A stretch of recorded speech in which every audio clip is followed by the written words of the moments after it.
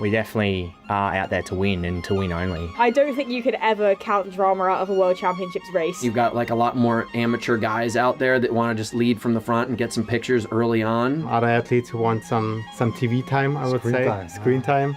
Let the boys fight early. 5 minutes of that race is just about getting bodies out of the way so you can start racing. You can go your 2:30 minute per kilometer pace. We'll be there to clean them up. Anything is possible, and we will show that anything is possible. It's going to be really, really hard to beat us, and I think the only big opponent is the clock, too.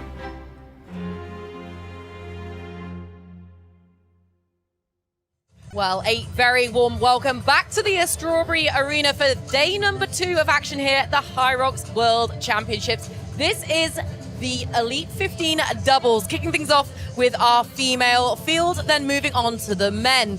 As per usual, I am delighted to be joined by the best in the business. We've got Greg Williams from the ROX Life, we've got Jane Urbacher from Erg Army, and the faithful, wonderful Till Schenk. Guys, we're so excited to be here. Greg, we saw some unbelievable racing yesterday in the Elite 15. Have you even caught your breath yet? No, that was incredible racing. Some of the best racing I think we've seen in the history of the sport for sure. We're expecting that, but we know from experience this year, doubles can be even more exciting, and I think we're going to get the same tonight. Even more exciting, but just to add a slight twist to tonight's proceedings, Jane, we've had a 20-minute delay to the start time. What does that do to athlete mentality? Oh, it's absolutely going to affect them tonight. These athletes are so dialed in. Their warm-up is minute. It's perfected to the minute. Their nutrition is perfected to the minute. So I absolutely believe this is going to impact them, and hopefully not too much. But it does impact them all, right? So now we're going to see who's great at improv. Yes. Honestly, Till, yesterday it just threw so many curveballs, but then add in the dynamic of having to do that between 2 people. We have no idea how this might shake out. I mean, Greg very briefly mentioned it. The one thing we know is that doubles are just even more chaotic than individuals race. And I'm pretty sure we're going to see more penalties, more infringements, more drama, if we can even see more drama after that race yesterday. I mean, if I said yesterday you're in for a ride, buckle up this time. And hopefully more unbelievable racing, because there is a brand new World Championship trophy on the line for our elite racers. There it is in all of its glory, the Elite 15 doubles and singles trophy that athletes now have the opportunity to get their hands on. And here the age group winners also receiving their very own center plate. And it looks beautiful along those midsummer flowers here in Stockholm. Of course, it is so much more, though, than just the Elite 15 action.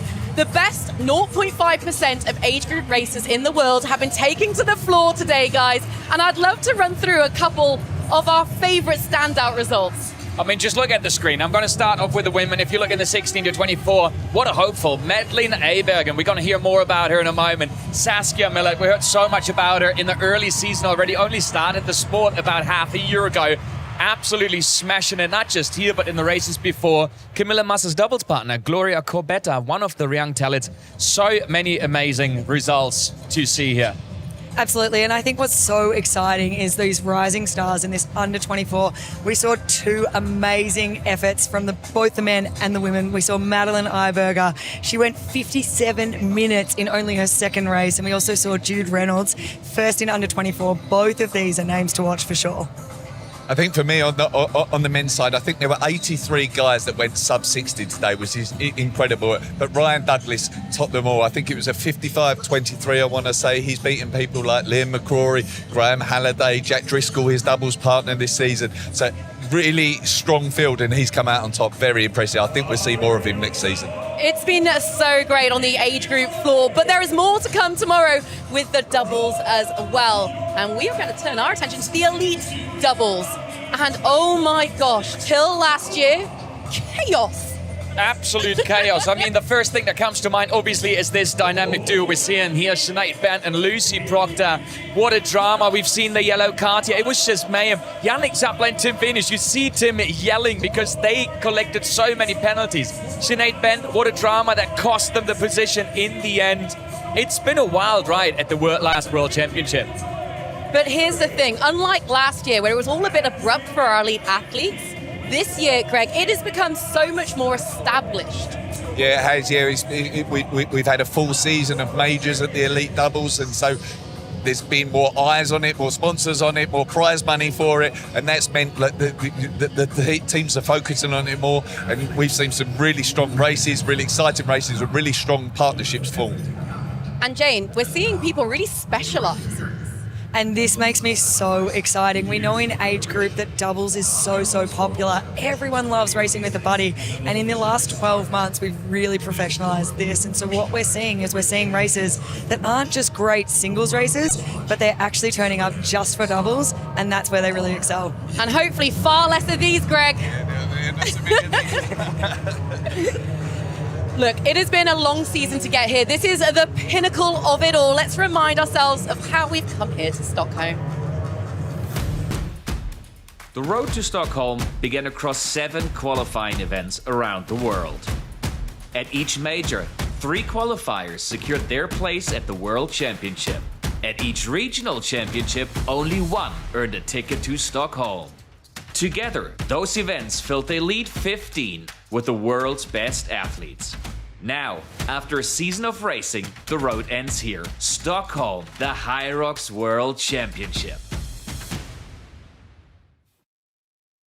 What's been so interesting over the course of the year is quite a lot of athletes who did actually win the World Championships last season, Greg, are no longer with those partners. Yeah, absolutely. So on the guys' side, Tim Venich and Yannick Chapla took the win last year in Chicago, despite getting 30 seconds of penalties. But this season, Tim Venich has decided to partner up with Alexander Ronchevich. Incredibly strong partnership. They're the world record holders now. But yeah, existing world champions split up last year. Hey, but they're back together for the next season. They made up. Now that we're going into nations doubles, they will be back on the floor for the next season. At least that's the rumor I've heard in Berlin when they started again. But speaking of world champions breaking up, how about Lauren and Lauren? And now we got Lauren and Vivian, and I mean, they came in with a vengeance. 3 starts, 3 races, 3 world records. That was incredible.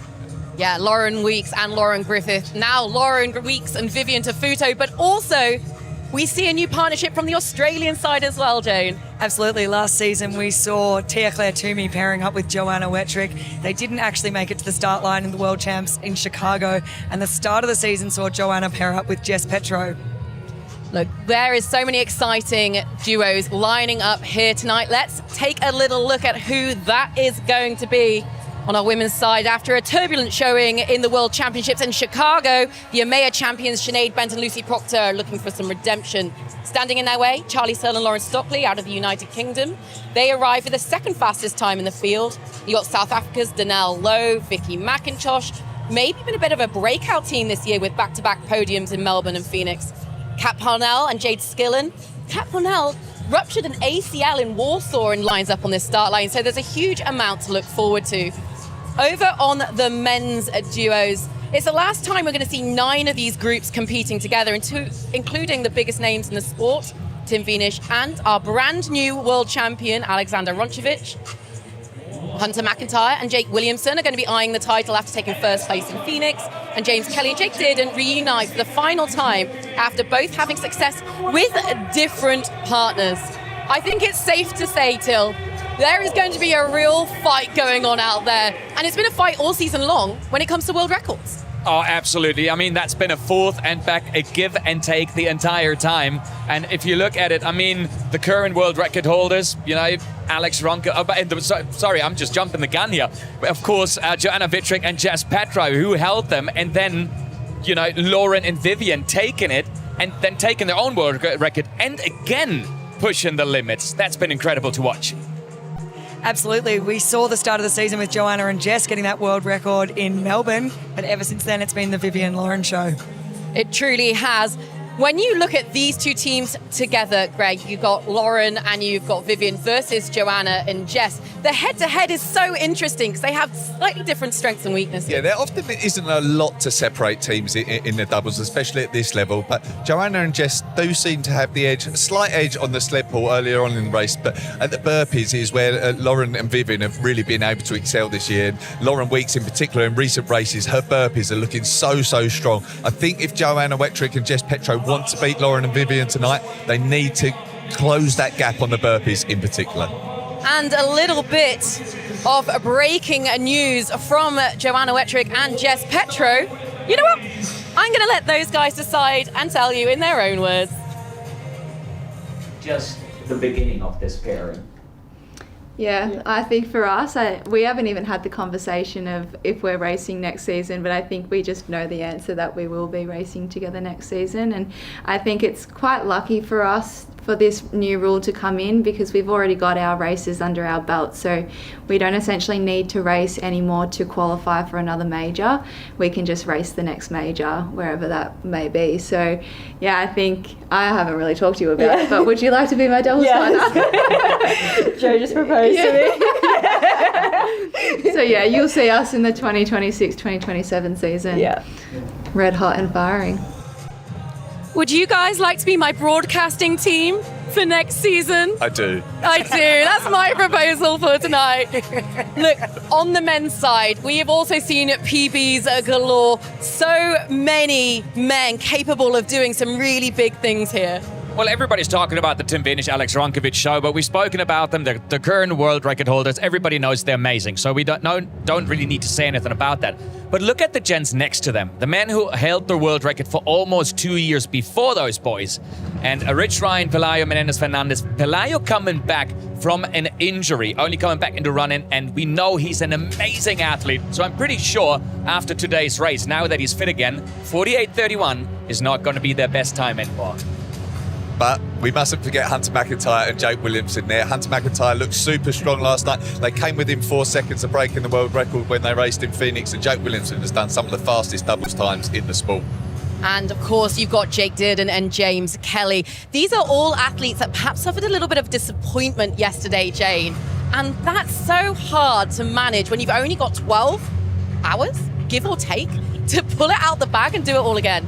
And this is something we've seen from JK a couple of times this season. He's disappointed in his singles result, and he's actually shown up the next day with Jake and performed really well. So we know that JK can do that, and we also know that Jake Dearden is a lightning fast runner. So I definitely don't think we should underestimate them.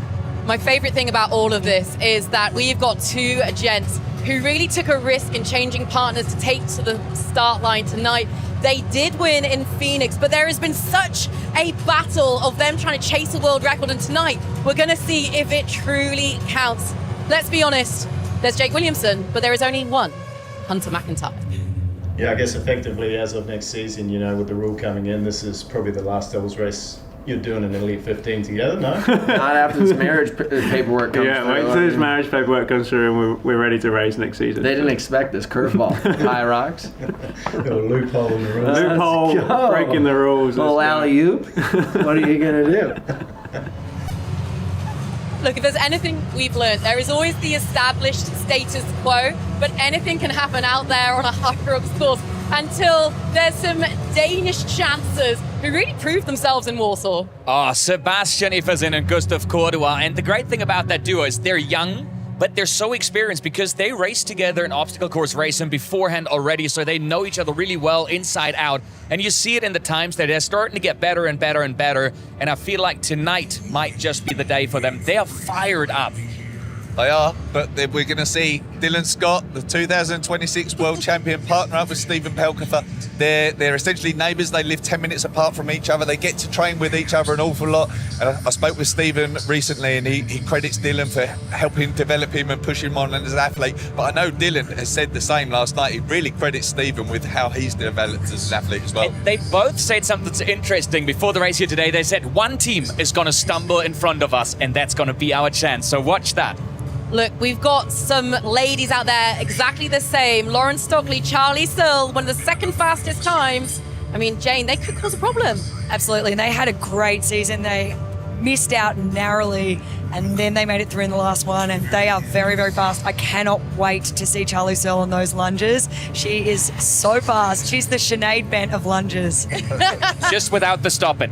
Yes. Okay, this is it though. This is the time. Our women are going to be taking it to the floor. The trophy is there for the taking. This is the Elite 15 doubles here in Stockholm, and we'll head down to the floor and meet our teams. Let's meet our athletes from the United States of America.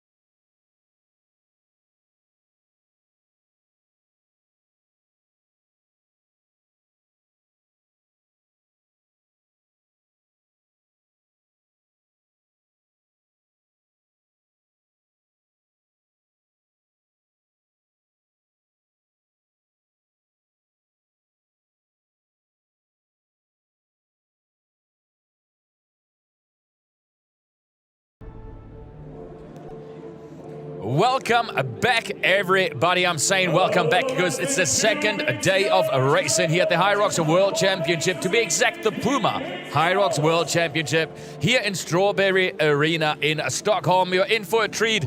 It is time for the HYROX Women's Doubles Elite 15 race. And look at that lineup. We've spoken about it in the pre-show. The world record holders, the former world record holders. Not last year's world champions, however, Jane.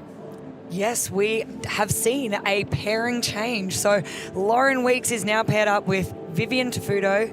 So there is nobody that is a reigning world champ for the doubles on the floor tonight. So one thing is for sure, we're gonna crown a new world champion double, but is it gonna be Joanna Wittrich and Jess Petro who held the world record? Is it gonna be Vivian Tafuto or Lauren Weeks, who are now holding the world record, who improved their own world record 2 times this season already? Or are we going to see another surprise upset as we did yesterday in the individuals race? Well, we didn't see one, we saw 2 surprise upsets. We're getting ready, ladies and gentlemen, here. Lauren Stockley, Charlie Seal just in the picture here. Sinead Bender with her partner Lucy Proctor, Sarah Pejani. This is going to be incredible. If you enjoyed yesterday, trust me, this is going to be even more furious. This is going to be even more hectic. We might be seeing more drama and more penalties. Let's get ready to race and enjoy. It is time for our HYROX Women's Doubles Elite 15. Once the lights go off, it is race time here in Stockholm. And here they go, the start for our HYROX Women's Doubles Elite 15 at the World Championship in Stockholm. The women are on the way. There are 15 teams here tonight, and I do not have the guts to pick a top 3 because I genuinely believe that every single 15 doubles pairing that we see out there tonight has the capacity to win this race. I mean, absolutely, Greg. If you look at like the setup we're seeing here, the athletes that we're seeing here, Charlie Seal, a machine at the lunges we're going to see later on. Lauren Weeks, just a general machine. There's absolutely no doubt to it. But you said it, Jane. You didn't dare predicting. However, it's been the recurring topic between Greg and me throughout the season. And let's take a sneaky look here. So I'm going to be honest here. Greg went bold with his prediction, so I had the feeling I needed to be bold as well. I'm going to go with Jess Petro, Joanna Wittrich in first. But then I'm going to say this time drama will not occur. For Sinead Bent and Lucy Proctor, they'll be second. And I put my dark horses into thirds. Calypso Sheridan with a fantastic 4th place yesterday. And Meg Martin, who's just a fierce, fierce athlete, an incredible doubles partner. That's my top 3. Well, like you said, I had to be bold. I'm losing to you in the predictions, Till, which is a terrible state of affairs. I had to be bold and try and turn it around at the last minute. But I'm going with Lauren Weeks and Vivian Tafuto. Maybe that's not that bold considering they're the world record holders. But and they didn't have the greatest night in the singles last night that they would have wanted. But I think they can turn it around tonight.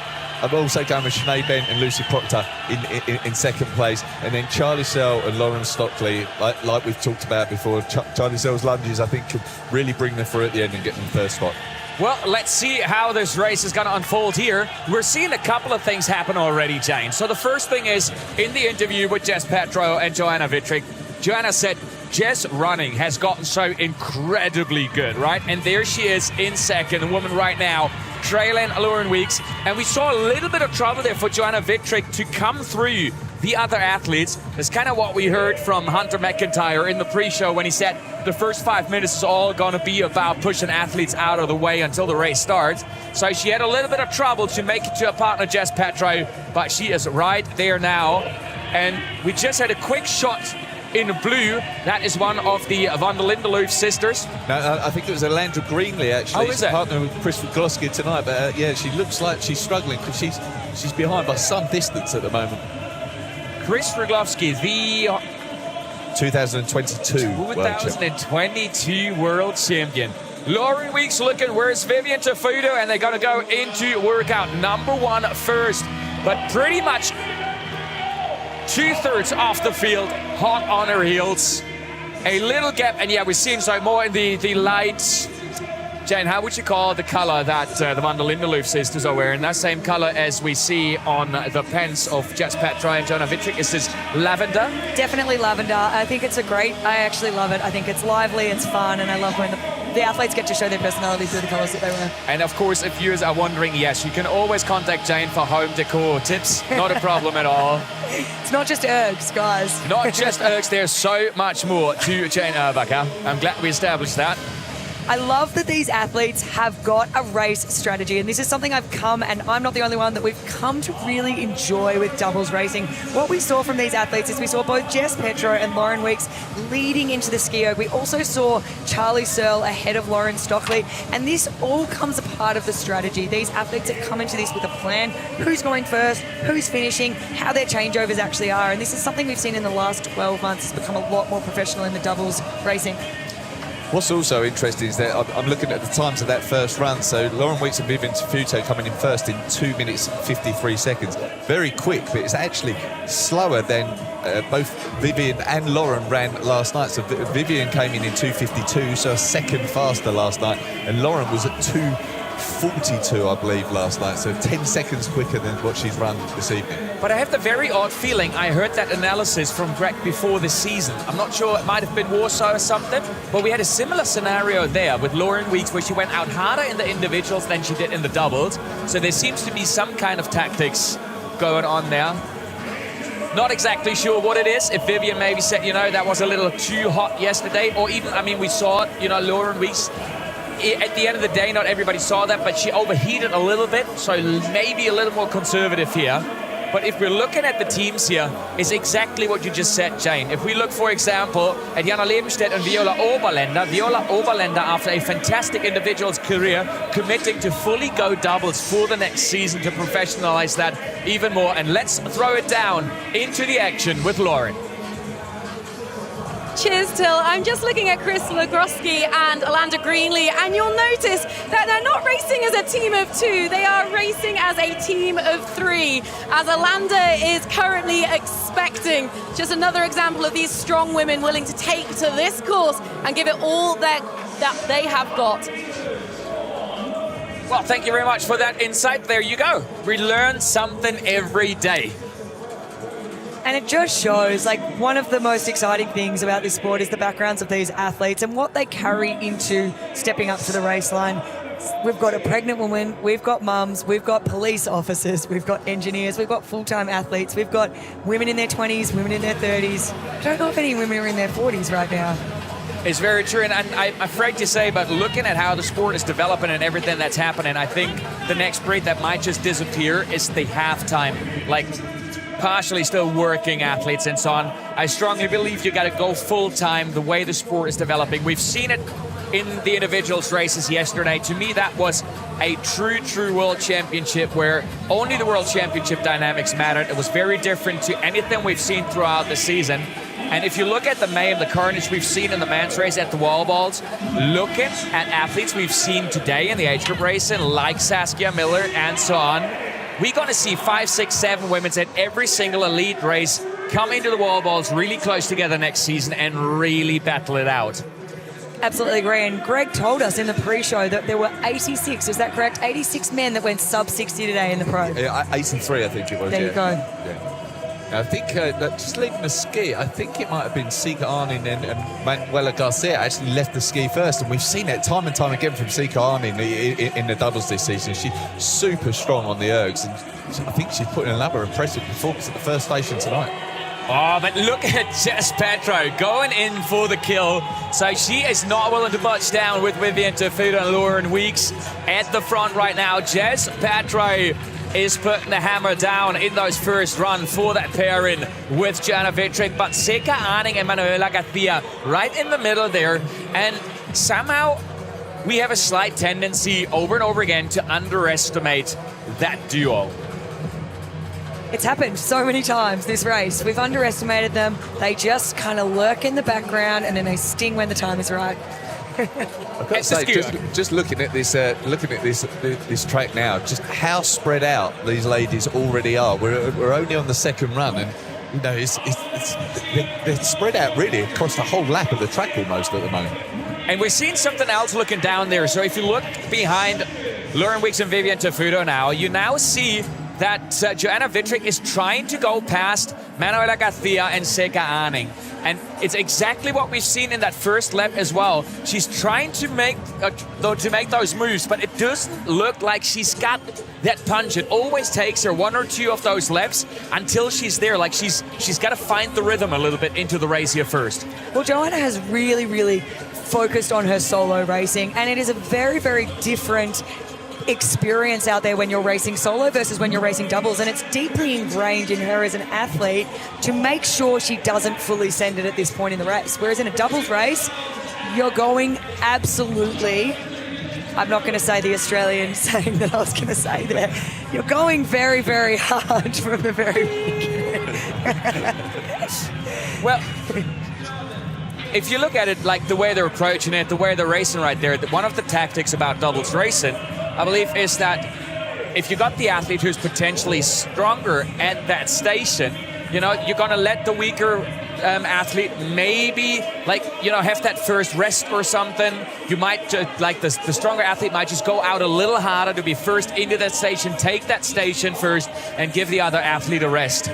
And you absolutely want to work to the strengths of each athlete and also protect them from their limitations. And we heard this in a lot of the interviews leading into this race. We heard Lauren and Vivian talking about how their strengths on stations really complement each other.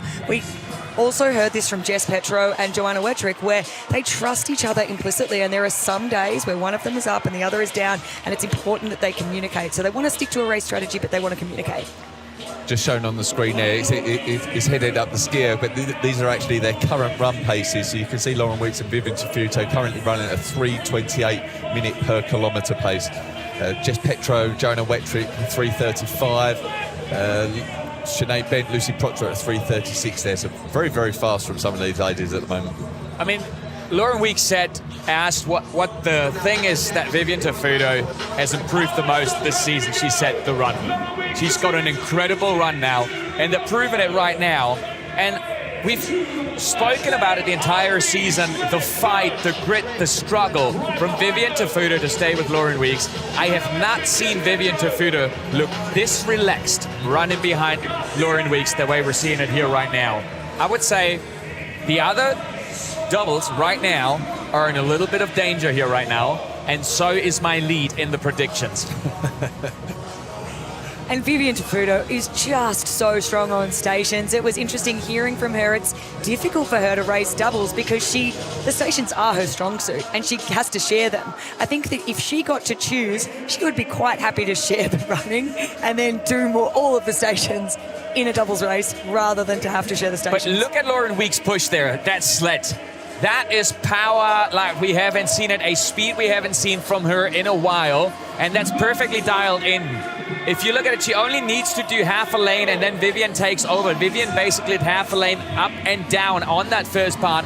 And look at the speed that Lauren Weeks is going with that sled right now. They are dialed in for this World Championship race. And it's amazing to see because I know when racing doubles, you will literally die for your teammate. Whereas when you're racing solo, it's just you've got to constantly keep making yourself do it. Whereas your partner is standing there, you do not want to let them down. And this is exactly what we're seeing from Lauren Weeks. And we will see the proof in the times here. They've definitely opened that gap even more as they're done with the station. So Lauren Weeks, Vivian Tafuto out of workout number 2. The workout that potentially broke Lauren Weeks' World Championship attempt yesterday. She lost a lot of time there. Today they gained time on this duo, Joanna Wittrich and Jess Petro.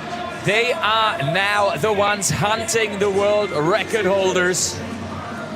But if we know anything from the men's race last night, where you come out of the sled push does not necessarily indicate where you finish. But look at what's happening behind there, you know. We're seeing Sinead Bent, Lucy Proctor, we're seeing Lauren Stockley, we're seeing Manuela Garcia and so on. I mean, it is so close together. There is 10 seconds right now between 2nd and 7th place. And even behind, the gaps aren't big. as of yet. Ellie Stanfors coming through the pictures. We were talking about athletes. We will see more and more excel in the individuals in the next season. She is one who definitely has that potential as well. But let's take a look here at the sled push. Yeah, so there's Lauren Stockley there pushing the sled there, looking really, really strong. Just pushing through. And then there's Charlie Searle following a good start from these ladies at the moment. And we're coming up to 2 stations here that can be a big separator in this doubles race. Penalties can occur. Times can be significantly different where you don't get massive differences on the sled push. And just to give you a feeling, looking down at the track as we're looking at Vivian Tafuto here. So yesterday in the women's race, at some point at the later stations, we were talking about how they were always on opposite sides of the track. Lauren Weeks, Alyssa McElhenney and Joanna Vittrick. And right now, Joanna Vittrick is in almost that same position where she's almost half a lap behind right now. This time in the doubles behind Vivian Tafuto and Lauren Weeks. So that's going to accumulate to somewhere around 30-ish seconds right now. And it's difficult in a doubles race to claw back on those stations because the athletes can be so strategic in how they actually minimize the fatigue on those stations. So where Joanna and Jess really need to push here is on those runs. So counting in my head, I'm glad it's not more because otherwise I couldn't count any further. But it looks like it might be just around 28 seconds there. I wondered why you were quiet for so long. But look at the fastest time at that sled push. A 1:30. And this is something we absolutely cannot underestimate Meg Martin and Calypso Sheridan. They've raced together a few times now, and we know Meg Martin is a doubles specialist. She was an age group world champion in the doubles in previous years, and now she has teamed up with Calypso, who we saw come fourth last night. So the two of them, the moves they're making and the speed they're actually going, I definitely don't think we should count them out. Absolutely, and there's we've got the running paces back up on the screen there. So we saw it a few moments ago. Lauren Weeks, Vivian Tafuto running a similar pace to what they were running. So it doesn't look like that really fast sled push from them has hurt their running pace too much. They're currently at a 3:38 minute per kilometre. Lucy Bent and Sinead Proctor, they have dropped a little down to 3:43. Just Petro Jana Wetford at 3:43 as well. But Lauren Weeks and Vivian Tafuto still looking really, really strong in their running pace. Oh, and as we got them in the picture, we got a sneaky look there at Meg Martin and Calypso Sheridan going with Manuela Garcia and Sika Arning, looking really strong at the moment, especially Calypso. Looks like she's just having another fantastic race day here in Stockholm, with Meg Martin now going past Manuela Garcia and Sika Arning as well. And we're getting ready to welcome our race leaders and now the chasers into the workout now as well. Very soon we're going to know what the gap here is, but it's going to sit somewhere in and around the 30-second mark. And we got Charlie Seal, Lauren Stockley going with them, Lucy Proctor, Sinead Bent, all together. These are the chasers right now. And in the picture are the world record holders, Lauren Weeks, Vivian Tafuto, leaving a mark on the race very early on. And isn't this such a big difference to what we saw 12 months ago in Chicago at the World Champs? The communication between the athletes, how quickly they get out of that box, how quickly they change over, how much they're communicating the front of the box, the back of the box. I will be very disappointed if we see any penalties here. Well, you'll be disappointed. I'm taking that bet right now. A doubles race without a penalty, that's like winning the lottery. Should we have a bet? Yeah, another bet, as if we don't have enough going on already. And there's got to be some magic in that sled pull off Jess Petro and Joanna Vittrick right now. Because if you look at it, you know, Sinead Bent, Lucy Proctor, Lauren Stockley, Charlie Seal behind, Vicky McIntosh, Danelle Lowe right in there as well. All right, so here we go. If you look at the screen, this is the doubles we're seeing right now. This is a station where Jess Petro and Joanna Wettrick have had the edge so far this season over Lauren Weeks and Vivian Tafuto.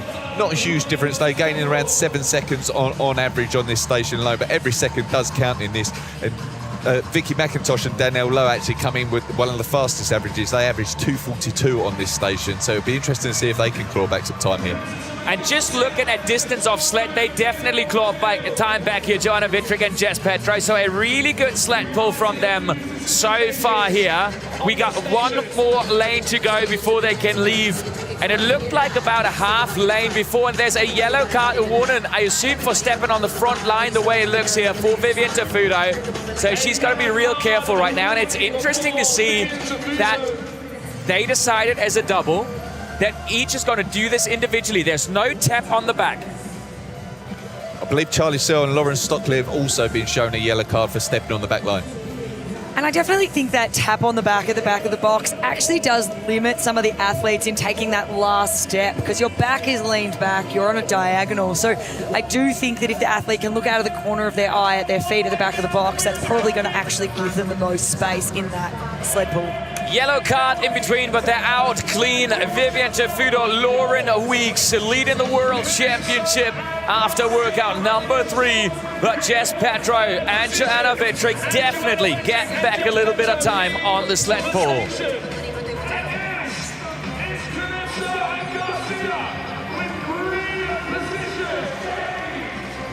So yeah, they crawled back 9 seconds there. They came in 19 seconds behind, leave 10 seconds behind. And we just saw Calypso Sheridan and Meg Martin come out of that sled pull third. So they jumped ahead of Charlie Searle, they jumped ahead of Lauren Stockley and Sinead Bent and Lucy Proctor, and made up a couple of places. But we also know Sinead Bent, Lucy Proctor, we don't need to worry. To say their individual station, their strengths are still coming up, but so are some great stations for the chasers. Jana Levenstedt, Viola Oberländer coming through the picture here now as well. The gaps are opening up slightly, but it's still very close bunched together between that 3rd and maybe 8th or 9th spot right now. And here we go, Lauren Weeks, and Vivian Tafuto. What are we seeing? We're seeing so much focus from Lauren Weeks, and I'm just loving seeing this version of Lauren Weeks racing tonight. On those sleds, there is absolutely so much confidence in what she's doing. I'd love to draw attention to Vivian Tafuto as well. She took the first half of those sled lanes, which is actually the more difficult part of the sled pull. The longer the rope is, the further the sled is from you, the heavier it is. So it just shows how strong she is. If you're in a pairing with Lauren Weeks and you're taking the first half of the sled pull, you're an incredible athlete. And just looking at where the camera is right now, the gap seems to be opening up a little bit on that run again. And it's no doubt that Lauren Weeks and Vivian Tafuto have the fastest average run right now. So I think that what they are trying to do in those stations is damage control. They're trying not to impact their run and also not fall behind, but they know that they are able to run the fastest. And even though we don't have the camera on them right now, as we're with the leaders here passing Viola Oberländer, Jana Levenstedt, Melanie Maurer. If we look down at the track, something that I really enjoy seeing right now is Lucy Proctor running in front of Sinead Bent here. Lucy Proctor is having an absolute baller of a day right now here at the double race. And they are here for redemption. Last year, they crossed the finish line first in World Championship position. However, because of the penalties, they actually ended up coming second. So I know I'd be showing up in that tunnel wanting to win. Oh yeah, there's absolutely no doubt.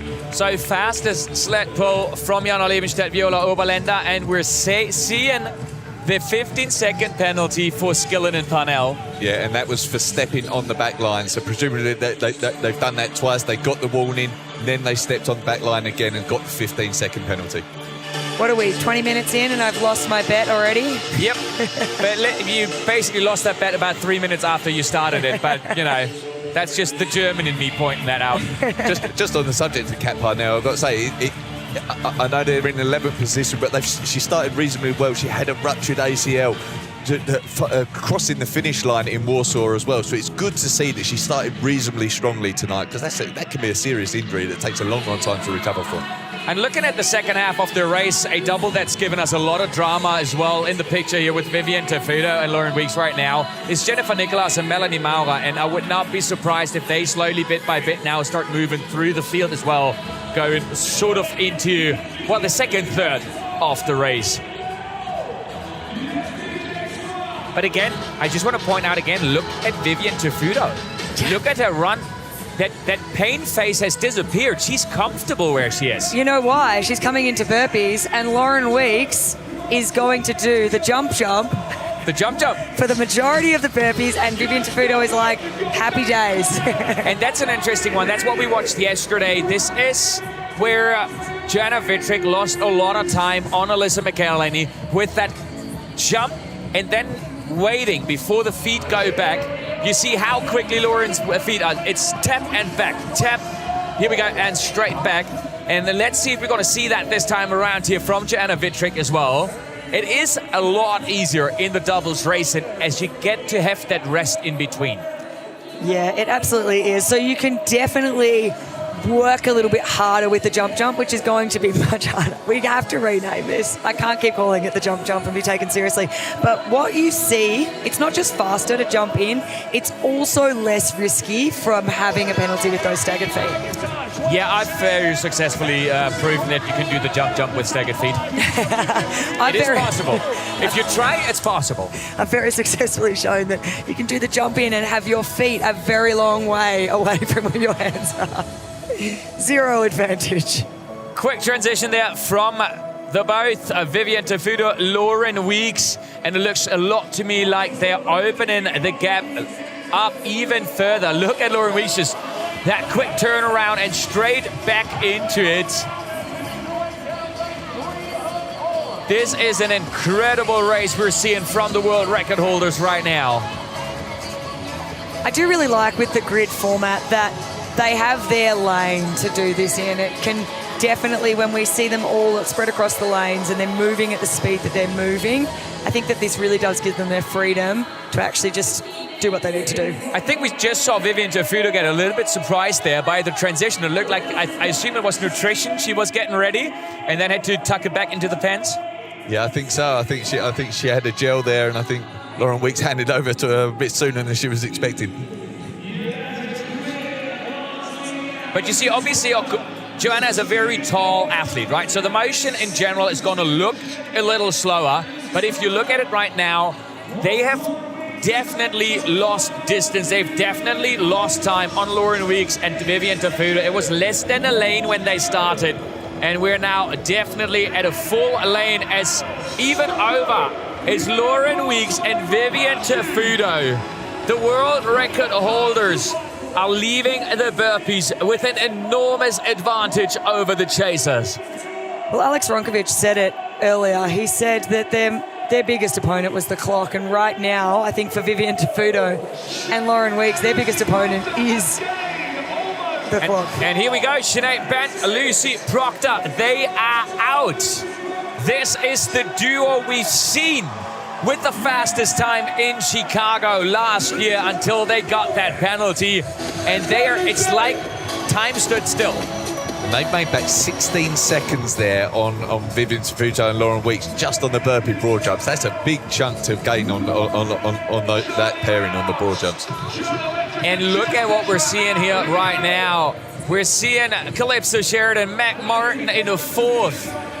Charlie Sill, Lauren Stockley sitting there in fourth, and then it is Jess Petra, Joanna Wittrich, but Vicky McIntosh and Danilo right there in the mix as well. There is 3 seconds between third and sixth, but there is now close to 30 seconds between Sinead Bent and Lucy Proctor to third place. So we're seeing a head-to-head there on the screen versus between Lauren Weeks, Vivian Tafuto, Jess Petro, Joanna Wittrich.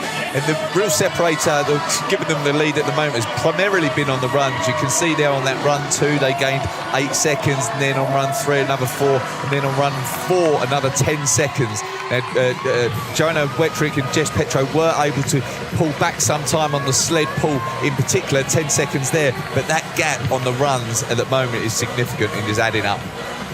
Well, it's something else that is adding up right now. Seems to be a gap for Lauren Stockley and Charlie Seal because they're not in this group anymore. They are pulling away from the doubles that were around them. So Calypso, Sheridan, McMartin coming through the picture here, but the other two were through already. So it looks like it is what we were waiting for, that they put down that hammer on the run. Seems to be happening right now as Jess Padro and Joanna Vetrick are actually in a group lapped by Lauren Weeks and Vivian Tafuto. And this is such an interesting part of the race because you're halfway, really. Like we've gotten through 4 workouts, we've gotten through 4 runs, and we just saw it from Charlie Searle. She's having a great time. She was razzing up the crowd, she's running past, she's smiling. I think she's happy that burpees are over, and I think she's happy that she's coming into the second part of the race, and she's very, very strong in the second part of the race. So just looking at the picture right now, I think Vivian Tafuto's non-suffering phase lasted for exactly half of the race. She missed out on her nutrition, I think. So she probably did there for a second when that handover happened at the burpees. And she's so strong on the rower, so she knows she's going to be there, and she knows she's going to be holding about a 140. But look at Lauren Stockley, Charlie Seal here in the front. Really absolutely flying on this run right now, putting themselves into a great position to potentially be the challengers of Sinead Bant and Lucy Proctor at the next workout. Run pace is shown now on the screen. You can see Lauren Weeks, Vivian Tafuto still holding a 3:39, so they seem to be fairly consistently somewhere between 3:35 and 3:40 pace. Just dropped off as I was speaking there, but still maintaining a good pace, and you can see like as they move through that field, looking very, very strong. I don't want to jinx it, but we've seen a surprising small amount of drama so far in this race. It is not too late for it. Of course, we're not hoping for it, but just looking at yesterday's races, that would be incredible if we get away with just 1 penalty and no drama here. And we've seen the drama can occur all the way to the very last wall ball. In Germany, we have a saying that das Runde gehört in das Eckige, or it's basically it's sort of a very obvious, like, it ain't over until it's over kind of thing. And it ain't over until it's over. We've seen that yesterday. The 100th wall ball of Tim Venus might not have cost them first. I think it might have cost them first because there was that hesitation with a sprint. It would have been a true shoulder-to-shoulder sprint there with Dylan Scott. It would have been a VAR review for the world title, but he did miss the last wall ball, so you got to keep it clean all the way here. Yeah, you absolutely do. And I will never move past Dylan's face when he crossed the finish line with disbelief. All right, we are into the row. And Jane, the truth is, you will not make up a lot of time on the row, most likely. However, you can lose a lot of energy there. Yes, you absolutely can. And what is very interesting is because we are in such early stages, when we're in such early stages of doubles racing being an elite offering, we haven't yet seen doubles pairings attack this station as effectively as they could. Changeovers take about 8 to 12 seconds.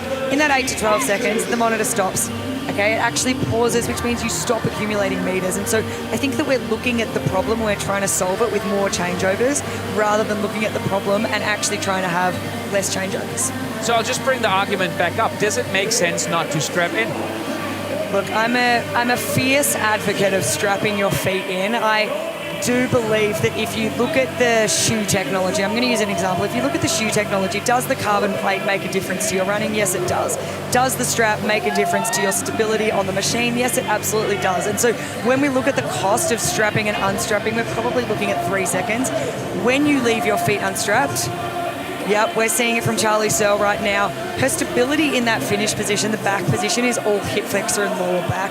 We know from these athletes that they are fierce competitors, but what we don't know is the comparison from that to doing it better. But we were talking about our predictions, but there were also predictions from our viewers out there, and it looks like almost 50% of viewers out there decided to do like Greg and go with the easy and safe bet. Vivian Tafuto and Lauren Weeks. Currently looking like the correct bet. Currently looking like the correct bet. Only 22% said Jess Petro, Jonah Vitrick. We got 18 for Sinead Bent and Lucy Proctor. And then only 14% combined for everybody else. We're going into the final 250 meters at this row. And the trio in the back right now is enjoying a walk along the run track. One of the great stories in the sport that we're seeing down there. And I gotta say, if you want to go to the World Championship pregnant and have a partner where you can go, you know what, surprise, we're not going to race hard because we're going to be 3 of us now. You want to have Chris Rudlowski as your partner. There wouldn't be a more understanding partner out there. And I would argue that most women would actually feel exactly the same, because I do believe it's probably the most amazing thing a female body can do. And so the empathy surrounding that, I think, would be very, very strong. So it's fueling time at the row. Here we go, quick hand over again. We're almost in the final pulls there with Lauren Weeks, Vivian Tafuto with an almost 75-ish meter lead on the row over Sinead Bent and Lucy Proctor. They're done now, they're headed out. The world record holders are leaving station number 5. And wasn't that great? Vivian Tafuto, as soon as the tick came up on that monitor, she was gone. She didn't even look over her shoulder. She knows Lauren Weeks is right there. She doesn't need to wait for her. Lucy Proctor, Sinead Bent, next out of the workout. Then it's going to be Lauren Stockley and Charlie Seal.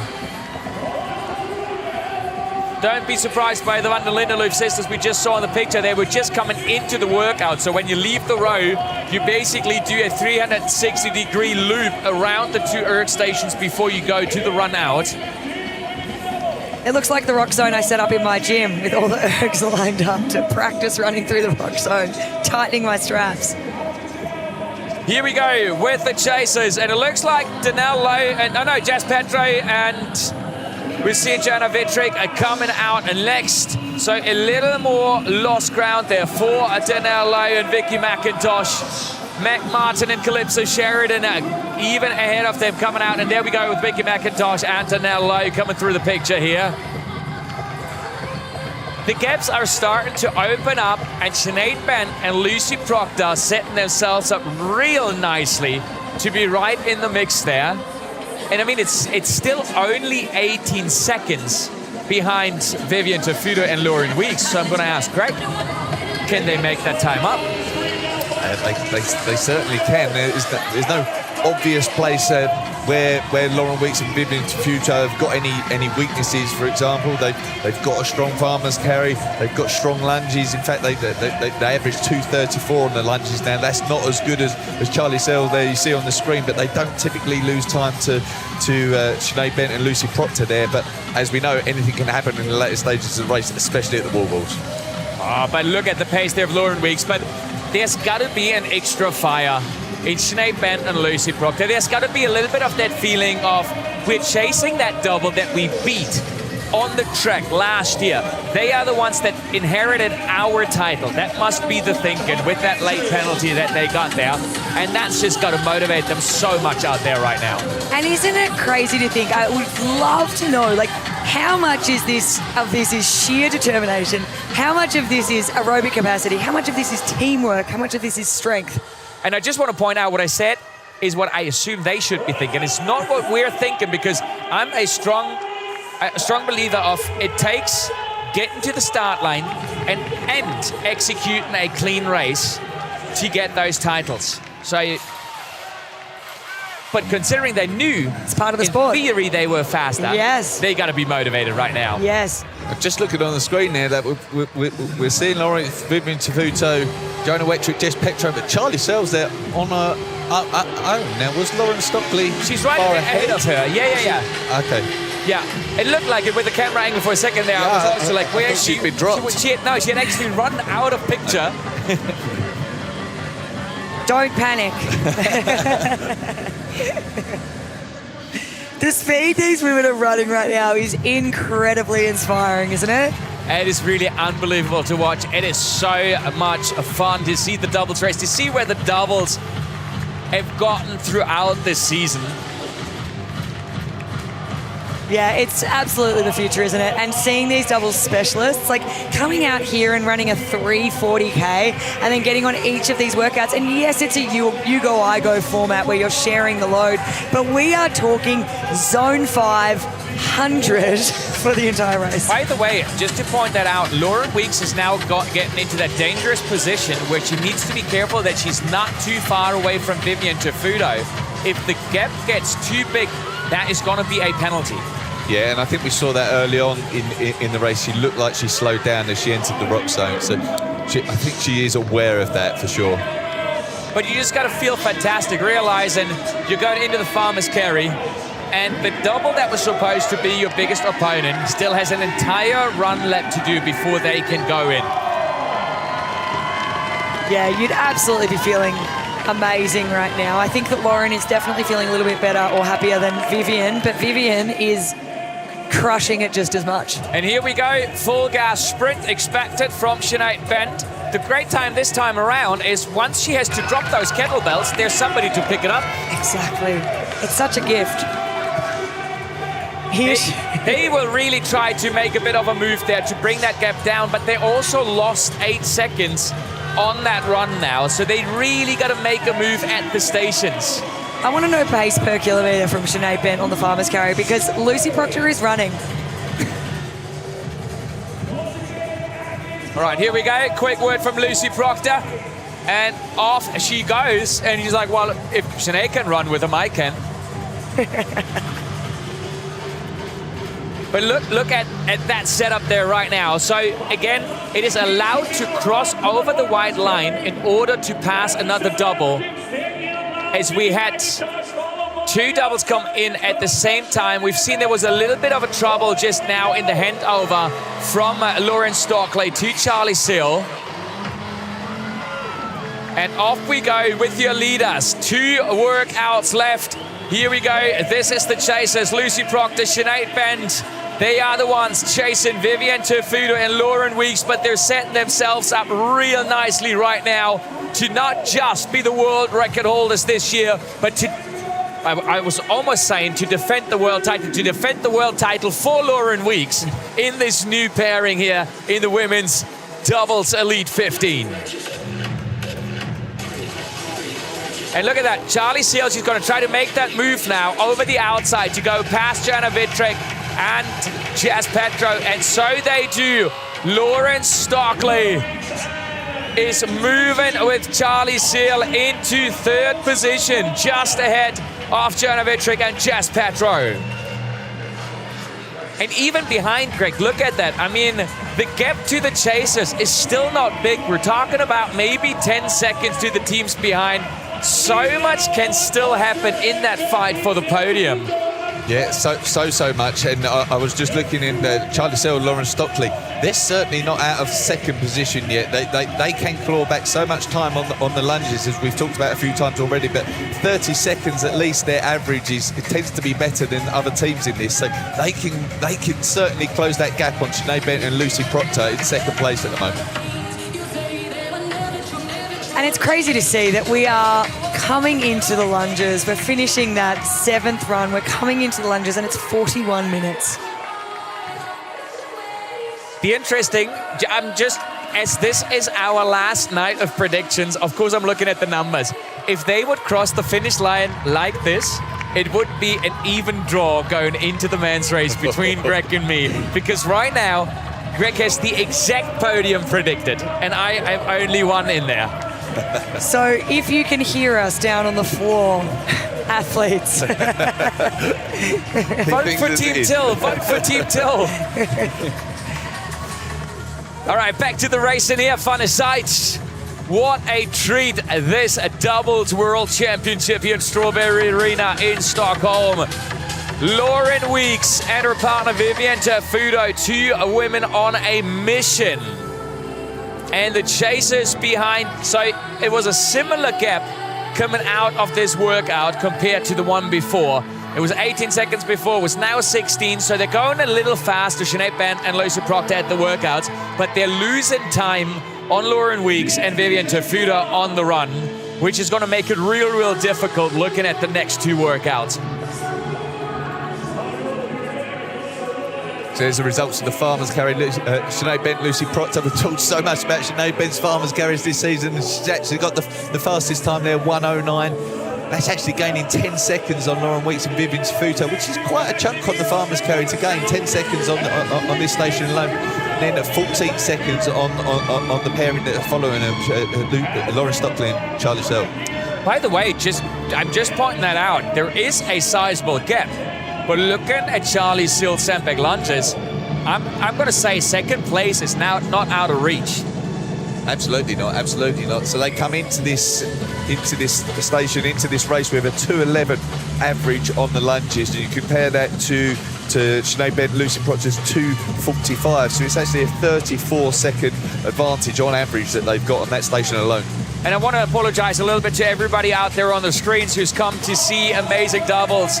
Like, Kat Pennell and Jade Skillen, for example, Jennifer Nicolaus, Melanie Maurer, and so on. Of course, we want to look a little bit at their race as well, but we're going into the final stages here, and the duel is really happening at the front. The magic is happening at the front right now as we're going into the second last workout. It is sandbag lunges on the way. I want to say to a world title for Lauren Weeks and Vivian Tafuto. I'm saying it right now, there's not going to be drama.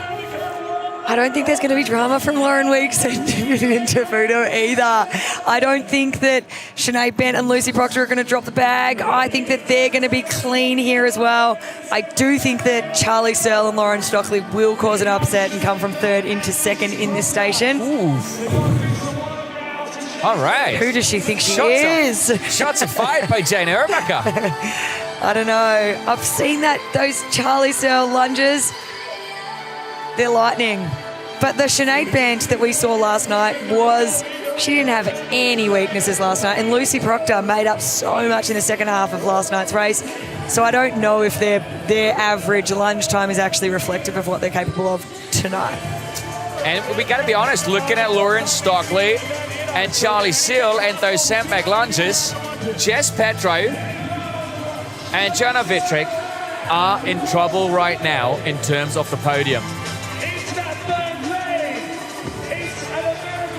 I agree. And I also am very, very happy with the changeover I just saw from Lucy Proctor and Sinead Bent. It was a Greg Williams special where it was actually, they were both facing the same direction, and Lucy popped her head on Sinead's back and rolled the bag over rather than going back to back and dropping it. So let's throw it down to the floor to Lauren. Cheers, gang. We speak so much about verbal communication, non-verbal communication on the floor, and quite often with these doubles pairings who know each other really well, they can do a lot non-verbally, but there is a lot of times over the course of the last 40 minutes where I see Lucy Proctor and Sinead Bent actively talking to each other. As they came into the row, Lucy turns to Sinead and goes, "Shall I go first?"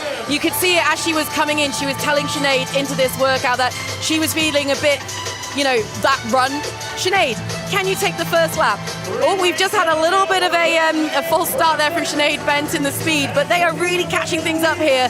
But these two together, they're clearly complementing each other so well when things get hard for one person. And you can see them swapping and alternating the lead and giving each other the opportunity to shine. We had it right. Envision that little tiptoe in there from Sinead. It's those shoes, right? She took that step, and as she kind of put pressure on the shoe, she rolled a little forward, realized she was on the lane, and then just went back. The action down at the sandbag lunges, but this is your leaders, and very smart play there from Lauren Weeks. She realized I might just be touching that line with my heel on that last lunge, so she played it safe. She put another lunge in. They know about their lead. They are now in the driver's seat of the race here. If everything goes well, if everything goes normal, they will not be beaten at the wall box. Here come the chasers. Here come Lucy Proctor in Sinead Bent. And for the second time today, Jane Auerbach is not right. There is no sandbag lunges upset. There is a tiny bit of drama there from Sinead Bent. I know. It was an interesting move. Did you see that? Yeah. I think she wanted to drink something, dropped the bottle, and then just threw it away. It's like, you know, you don't need to entirely clean up. Absolutely. And nobody wants the 2-minute penalty from littering. And so she was like, you know what? I'm just going to put it in the bin because I can see the bin right now. Charlie Seal and Lauren Stockley making their move on Jess Petro and Joanna Vittrick. Is this going to be an even harder upset for the Queen of HYROX of this season, Joanna Vittrick? Might she be missing out on a second medal on this weekend? That would be a huge surprise. Yeah, I don't think anybody has predicted them in 4th position right now. I think this is a huge surprise, and it just goes to show the specialisation that's actually happening in the doubles now. The speed they're going in a doubles now is something that both Jess and Jo are going to have to level up with as well. But we also know it is coming down to precision, to communication, to cycle speed at the wall balls. And it is very difficult to combine the both when you're that tired. But look at the sandbag lunges we talked about so much, combined with communication. The look back from Charlie Seal to Lauren Stockley. The hand over onto the shoulder and off they go again. They made up some serious ground. They did. I've got to say, we've talked about Charlie Seal's lunges throughout this race, but Lauren Stockley was putting in a shift there herself. I was watching it, and she was moving super fast. They're a great pairing on this station, and they did pull back sometime, but Sinead Bent and Lucy Proctor moved really, really well as well, so they did claw back as much time as I might have expected. Lauren Weeks running straight past the Van der Lindeloof sisters. They qualified early for the World Championship and then did not have the best of seasons. They took a bit of a break from racing. We saw them come back in Warsaw for another try there, but it looks like it's a little bit of a longer way to come back into full gas racing the way we've seen that from them before. Yeah, they've been staples in the pro doubles scene for quite some time, and they are very, very great racers. I don't think the race we're seeing from them tonight is actually reflective of what they're capable of. And look at that, Vivian Tafuto is right there with Lauren Weeks. The both are pushing hard at the front. This is by far the best Vivian Tafuto I've seen in doubles the entire year as we're coming in, ladies and gentlemen, into the final station for the duo that's most likely soon to be your 2026 HYROX World Champion. Lauren Weeks starting straight off. This is so difficult, Jane, coming out of such a hard run into the wall balls and nailing the first squat and the precision of the throw at the same time. We're at 10 reps, nothing gone wrong at all. There wasn't even a hesitation. Biomechanically, after running at the speed Lauren and Vivian have just run, to then drop into a below parallel squat and press the ball up without getting a no rep is so difficult. It is so difficult indeed, and she just does it flawlessly. So does Lucy Proctor with her partner Sinead Bent in a second. 0 no reps so far. Lauren Weeks is going to go as far as she possibly can, and here we go. Lauren Stockley and Charlie Seal. It is coming down to those wall balls, and we're already... They start off with the 2 no reps, and I think it was actually target precision, I believe, looking at the squat that we've seen from Charlie Seal there. That is a little bit of a loss. It's not a lot. Just to make math easier, you can say the cycle speed is just round about 2 seconds. Usually a little faster with our elite and average, maybe 1.85 to 1.92-ish, but let's say 2 seconds. So 2 reps, 3 reps is not a lot yet. But you got to be careful with Jess Petro and Joanna Vittrick coming from behind. That is not going to be more. And we know Joanna Vittrick loves 100 unbroken wall balls. Which is really a weird thing, but that's a different story. Nobody should love 100 unbroken wall balls. Come on, don't make it look so easy. In my race today, I was doing single wall balls. But look at Vivian Tafuto and Lauren Weeks. It is 65 reps without a single miss and a cycle speed of under 1.8 seconds. That is incredibly fast. And we've seen Darnell Lowe and Vicky McIntosh, they've come into the Warballs 5th here. They have actually had such a great season. They are a great pairing as well, and they're a pair that I'm very, very excited about for next season. They're both from South Africa. They can continue racing together, and to come in 5th place at the World Champs. But they were so close to Jess Petra and Joanna Wittrich, but 5 no reps now put them a little bit behind. We're now seeing a faster cycle speed from Lauren Stockley compared to Joanna Wittrich, so they're opening the gap a little bit. It was almost down to 7. We're now looking at 10 reps there. So they're making the move they need to make, but we're in that second half where we tend to see the most drama, but we're not going to see drama at the front as we're going into the final 10 Warballs for our leading double. Lauren Weeks is ready to celebrate with the crowds. She is the GOAT in the sport. If we look over the years, the 3-time individuals world champion takes yet another doubles world title. This time around, it is the duo of Lauren Weeks and Vivian Tafuto, your 2026 Women's Doubles Elite 15 World Champions. And then it is going to be Sinead Bent, it is going to be Lucy Proctor. Drama-free, they defend their second position. They repeated from last year. Here go your silver medalists at the World Championship, Sinead Bent and Lucy Proctor. And look at how close Joanna Wittrich and Jess Petra have gotten to Charlie Seal and Lauren Stockley due to 10 no reps there. But it looks like they might just be able to keep it clean and bring it home. I'm not saying anything in case I jinx either of these teams. Yeah, this was 11 reps the gap at one point, not too long ago. It's like they've really closed the gap. I think they're just going to do it. It looks like they're just going to do it. They got to hit that last one. It doesn't look like Jess Petra is able to catch back up to Charlie Seal at the Warballs. It is 100, and here they go. It is 3rd place for Lauren Stockley and Charlie Seal. They've done it. They've podiumed. They've beaten Jess Petra and Joanna Wittrich. What an incredible race we got to witness here. And look at that. Meg Martin and Calypso Sheridan have now passed Danella and Vicky McIntosh, who have 14 no reps at the Warballs. They've actually done 101 reps so far.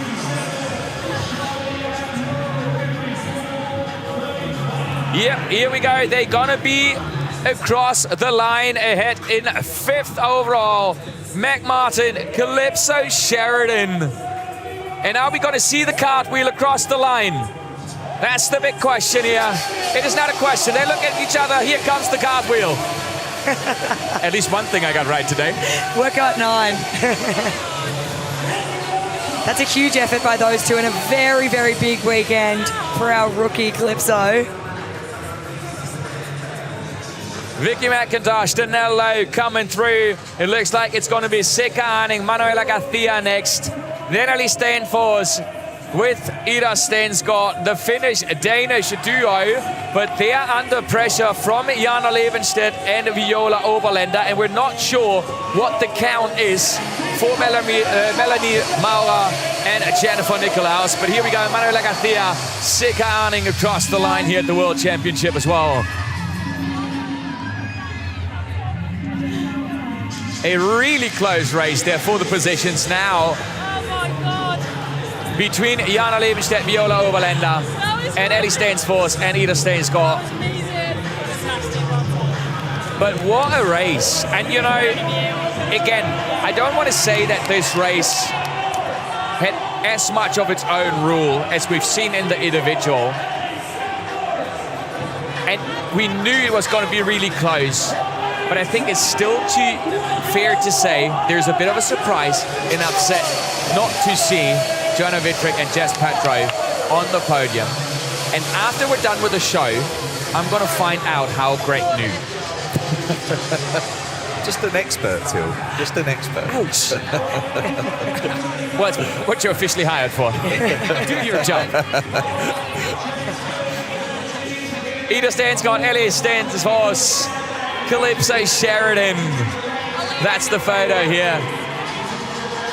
And you gotta love Calypso Sheridan for this, right? She's just so happy with a 5th place, a 4th yesterday. She knows she's going back to mountain hiking, pentathlon, whatever crosses her way to challenge herself again.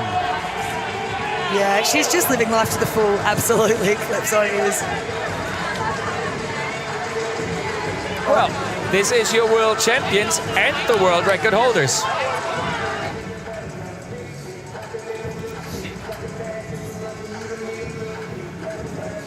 Undefeated for them two as well. I think there's 6 races that they've had together and they've won every single one. They're an incredible duo. A fantastic first race of the night here, and we're far from done. It's actually going to be a very short transition after speaking to our winners here to go into the men's doubles race here tonight as well.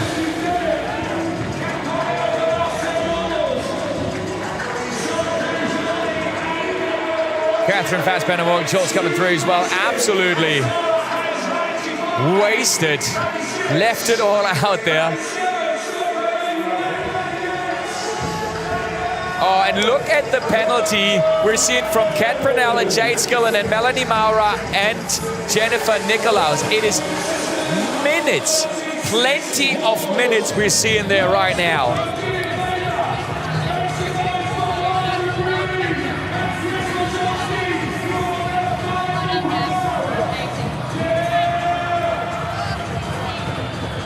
So just as we had in the women's race yesterday with Linda Meyer, we're seeing a huge accumulation of penalties. It looks like another bit of drama there for Jennifer Nicolaus and Melanie Maura, who started this season in a dramatic fashion with that disqualification.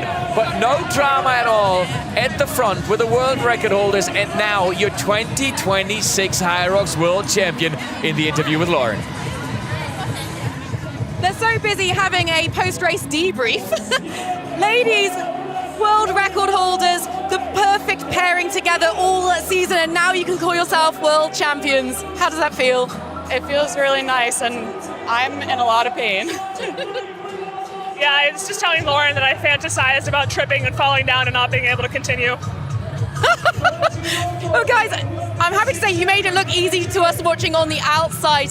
Talk me through how you were motivating each other through that performance. I mean, I think it was just, I feel like we just mentally are talking to each other. I don't even think we really said too much out loud, but I was pushing so hard after the burpees, like I thought I was gonna throw up, and I was like, just hold it together. 30 more minutes. Vivian, you are brand new to doubles this year. Lauren basically dragged you in. How's the experience been? Really hard. Really hard. I think like the magic of the doubles is like, I think I go into singles with a lot of anticipation about how I'm gonna feel, and like having a lot of hope that I'm gonna have a magical race, and like the magic of the doubles is going in and knowing like this is gonna hurt no matter what. Like you just kind of gotta give it your best. And I just really, I mean, Lauren's so amazing. They're such a good person, such a good partner that like I don't want to let her down, even when I'm fantasizing about not being able to continue the race. Look, not to put you on the spot, but this is working so well. Is there the ambition to continue this partnership next season? As long as Vivian doesn't want to break up with me. I mean, she did, the first time I asked her out, she did tell me no. I'll do this however long Lauren wants me to. But when she's done, I'm done. I said I should probably clarify, asking out was asking her to be my partner. Wait, I totally missed that. You told me no. Oh, yes. Yeah. You guys, you're amazing. You're world champions. Congratulations.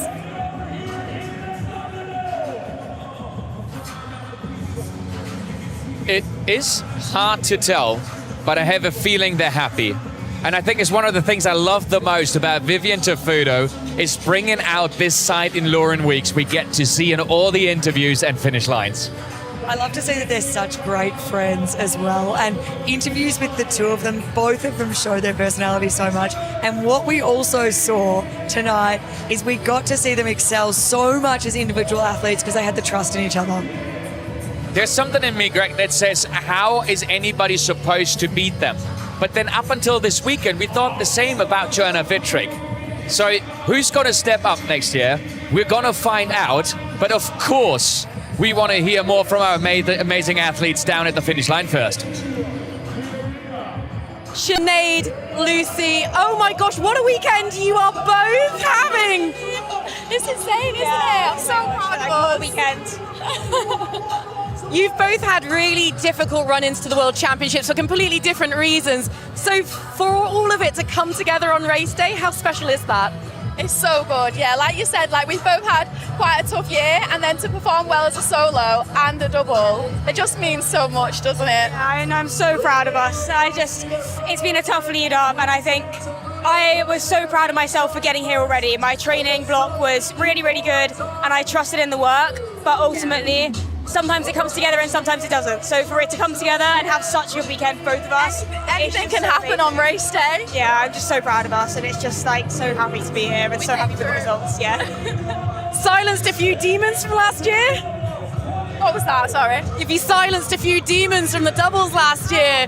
We're no longer allowed to talk about it. Yeah, no, we don't talk about that at all. No. We didn't make that mistake. We didn't get any penalties. I think these are things that once you do once in a race, you never ever do it again. And now we have very, very clear communication about anything that we've kind of had a mistake on in the past.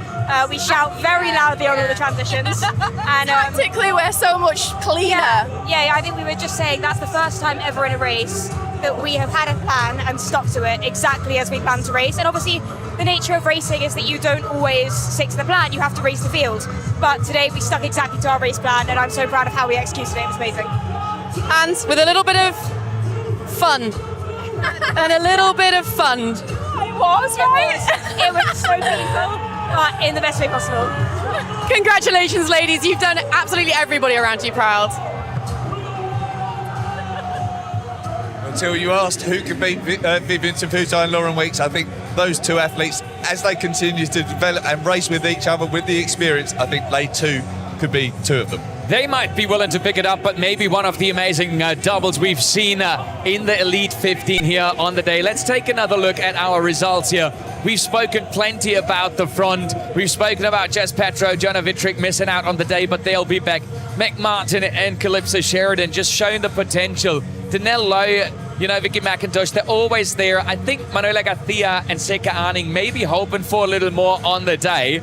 And it's so interesting. Look at that picture and remember it, because if you look at it, there's only about a handful of doubles we can see again next season. But who we're going to see next is our men racing, because we're not done with the races for the day here. So thank you so much for joining us for the women's race here. But stay tuned, because we're jumping straight into the men's Elite 15 Doubles World Championship here from Strawberry Arena.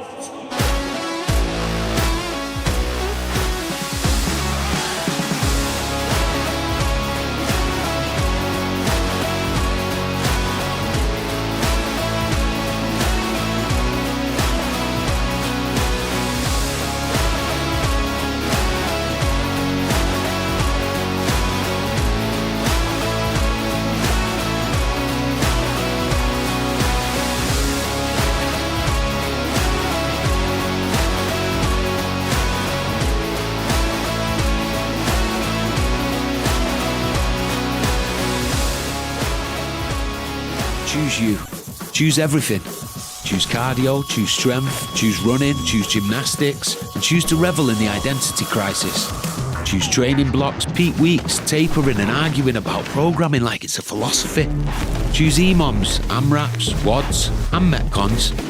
Choose to break PBs on your TTBs. Choose this time to go unbroken, and choose to fear all new turfs. Choose quality nutrition, powerful electrolytes, protein that's tested, and gels that re-energize. Choose RX. Choose Elite 15. Choose solo, doubles or relay. Choose your better and choose to get after it. No resets, no regrets. Choose you.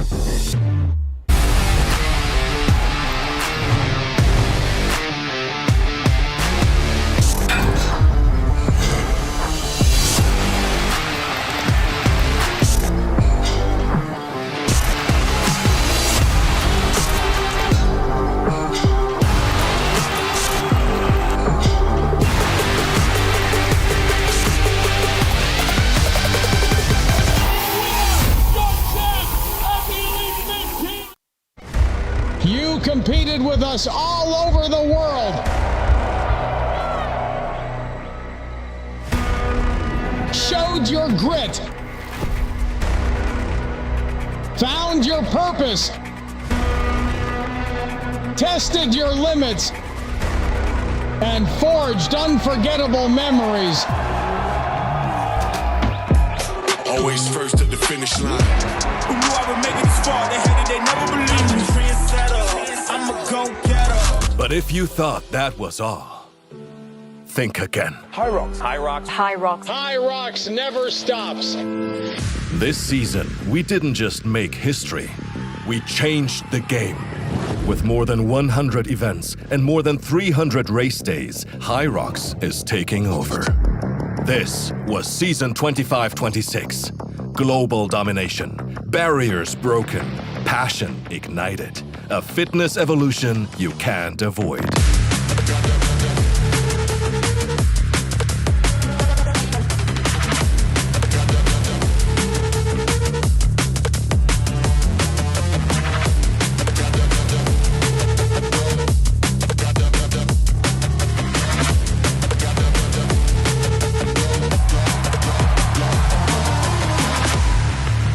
And now we're here. Stockholm, are you ready?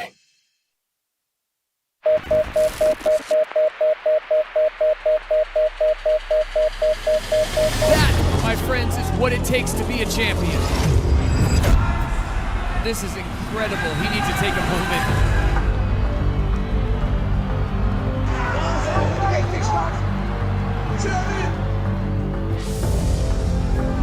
As the 60-minute mark crosses the finish line. HYROX is a grueling test of strength, stamina, and endurance.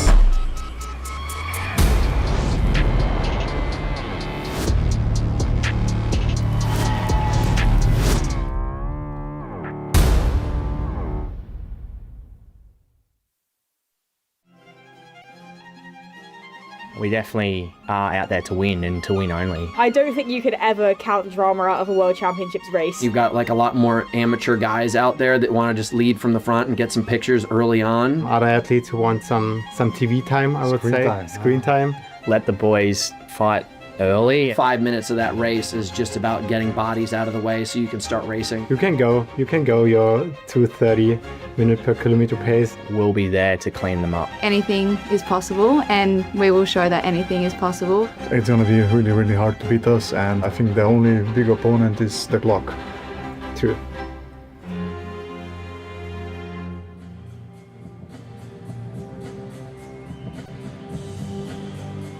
Everybody from the studio as we're gearing up to the men's doubles Elite 15 World Championship here in Stockholm, the 2026 PUMA HYROX World Championship. And let's face it, Jane, Greg, after what we've seen yesterday and today, the one thing we can be pretty certain about, it might just get a little more messy in the men's race than in the women's race. We are definitely expecting, no matter what Hunter just said, we are expecting all 15 duos to come out like they are in Gladiator. And just looking back at last year, isn't there a tiny bit of irony in Hunter saying in the pre-show the first 5 minutes is going to be about pushing bodies aside? we try not to think about that relay in Chicago last year, but yeah, you're right. It should be some fantastic racing, a real battle. I'm thinking back to Warsaw, all those guys on the lunges at that stage in the race, it was so close together. I think there'll be more of the same tonight. But of course, this is not just the Jake and Hunter show. It's everybody's show here tonight who is on the start list, and it is the best start list we've ever seen. This is gonna be an incredible race. And again, we have no idea. Are we gonna see upsets here? Are we gonna see surprises? We got the world record holders. We got the former world record holders a little further down the tableau with Pelayo Menendez-Fernandez and Rich Ryan. But Pelayo is healthy again. Jake Williamson, Hunter McIntyre, can they finally get the world record that they've been fighting for so long? Louis S. Osler with this incredible race, racing with Martin Eijnhoven here today. This is gonna be special, so let's get ready as we welcome the athletes down to the floor. It is time to race for the men. Introducing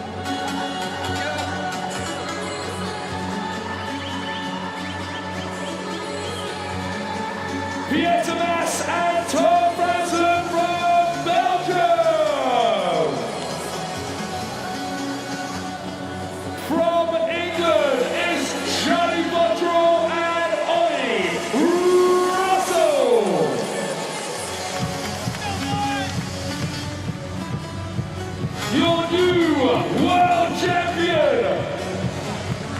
We got Rich Wright for the USA and Peleo Mendes from España.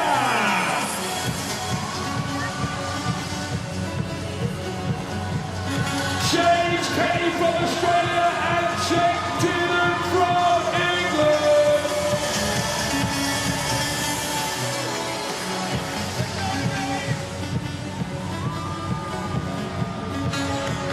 We have Marko Nijic from Serbia and Alexis Bernier from France.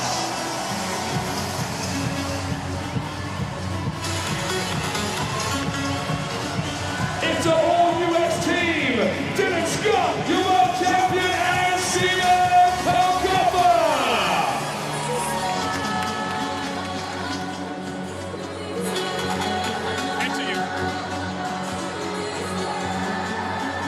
It's an all-France team. Martin Lepore and Xavier Dubois.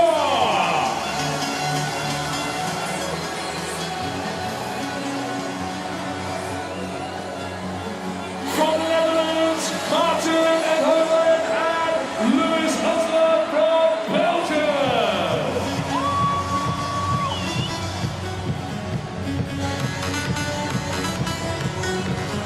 Representing the Netherlands, Ida Merton and Thierry Willemberg.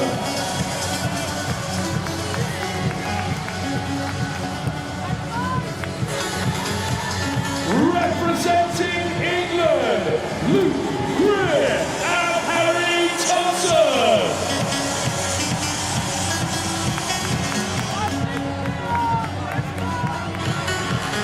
From England, it's Jake Williamson and Hunter McIntyre from the USA.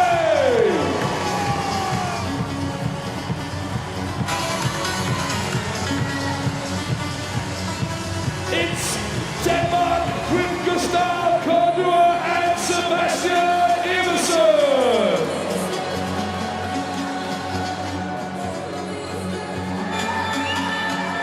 And our final team from Austria, Alexander Roglic, and from Germany, Tim Linesh.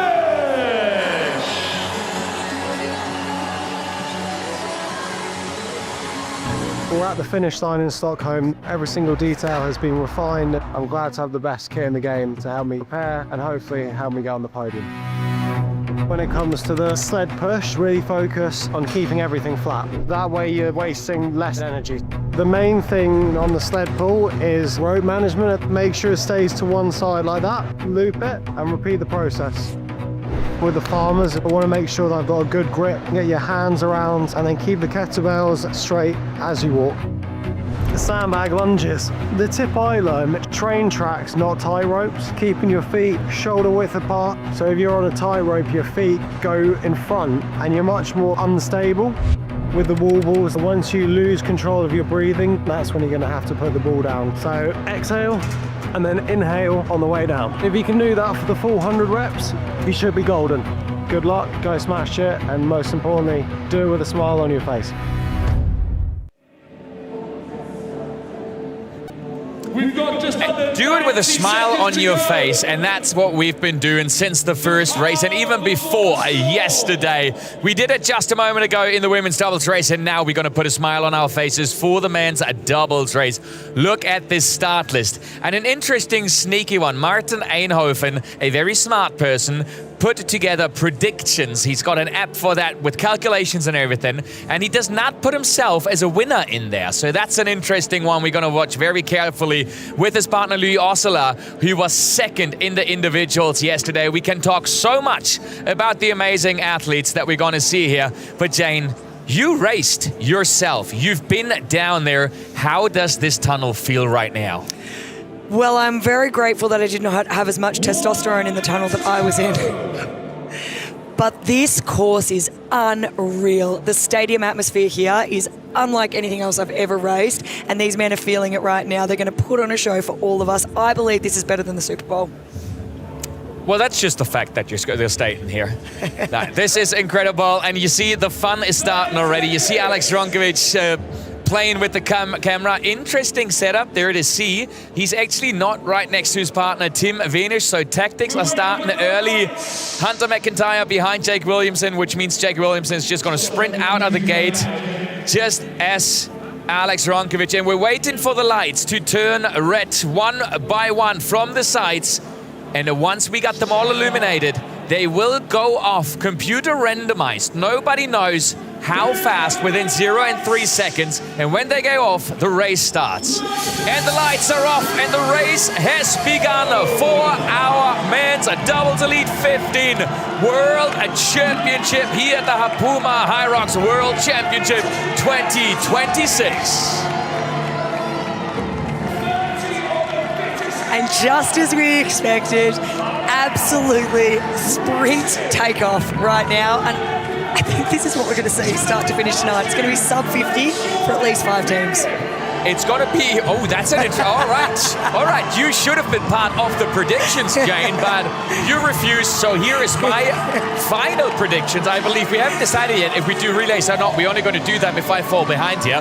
So for the doubles, the predictions are Alex Ronkovic and Tim Venish. They're going to take the win here, I have no doubt. But then they set themselves, only one team has to stumble and will be in second. So Dylan Scott flying high after his individual world title yesterday, and his incredible partner fresh into the race here, Steven Palkoffer. They're going to be in second. And then Hidde Versma and Thierry Willenberg, who I so unfortunately once called the least athlete-looking athlete, who's changed my opinion absolutely around, will be in third.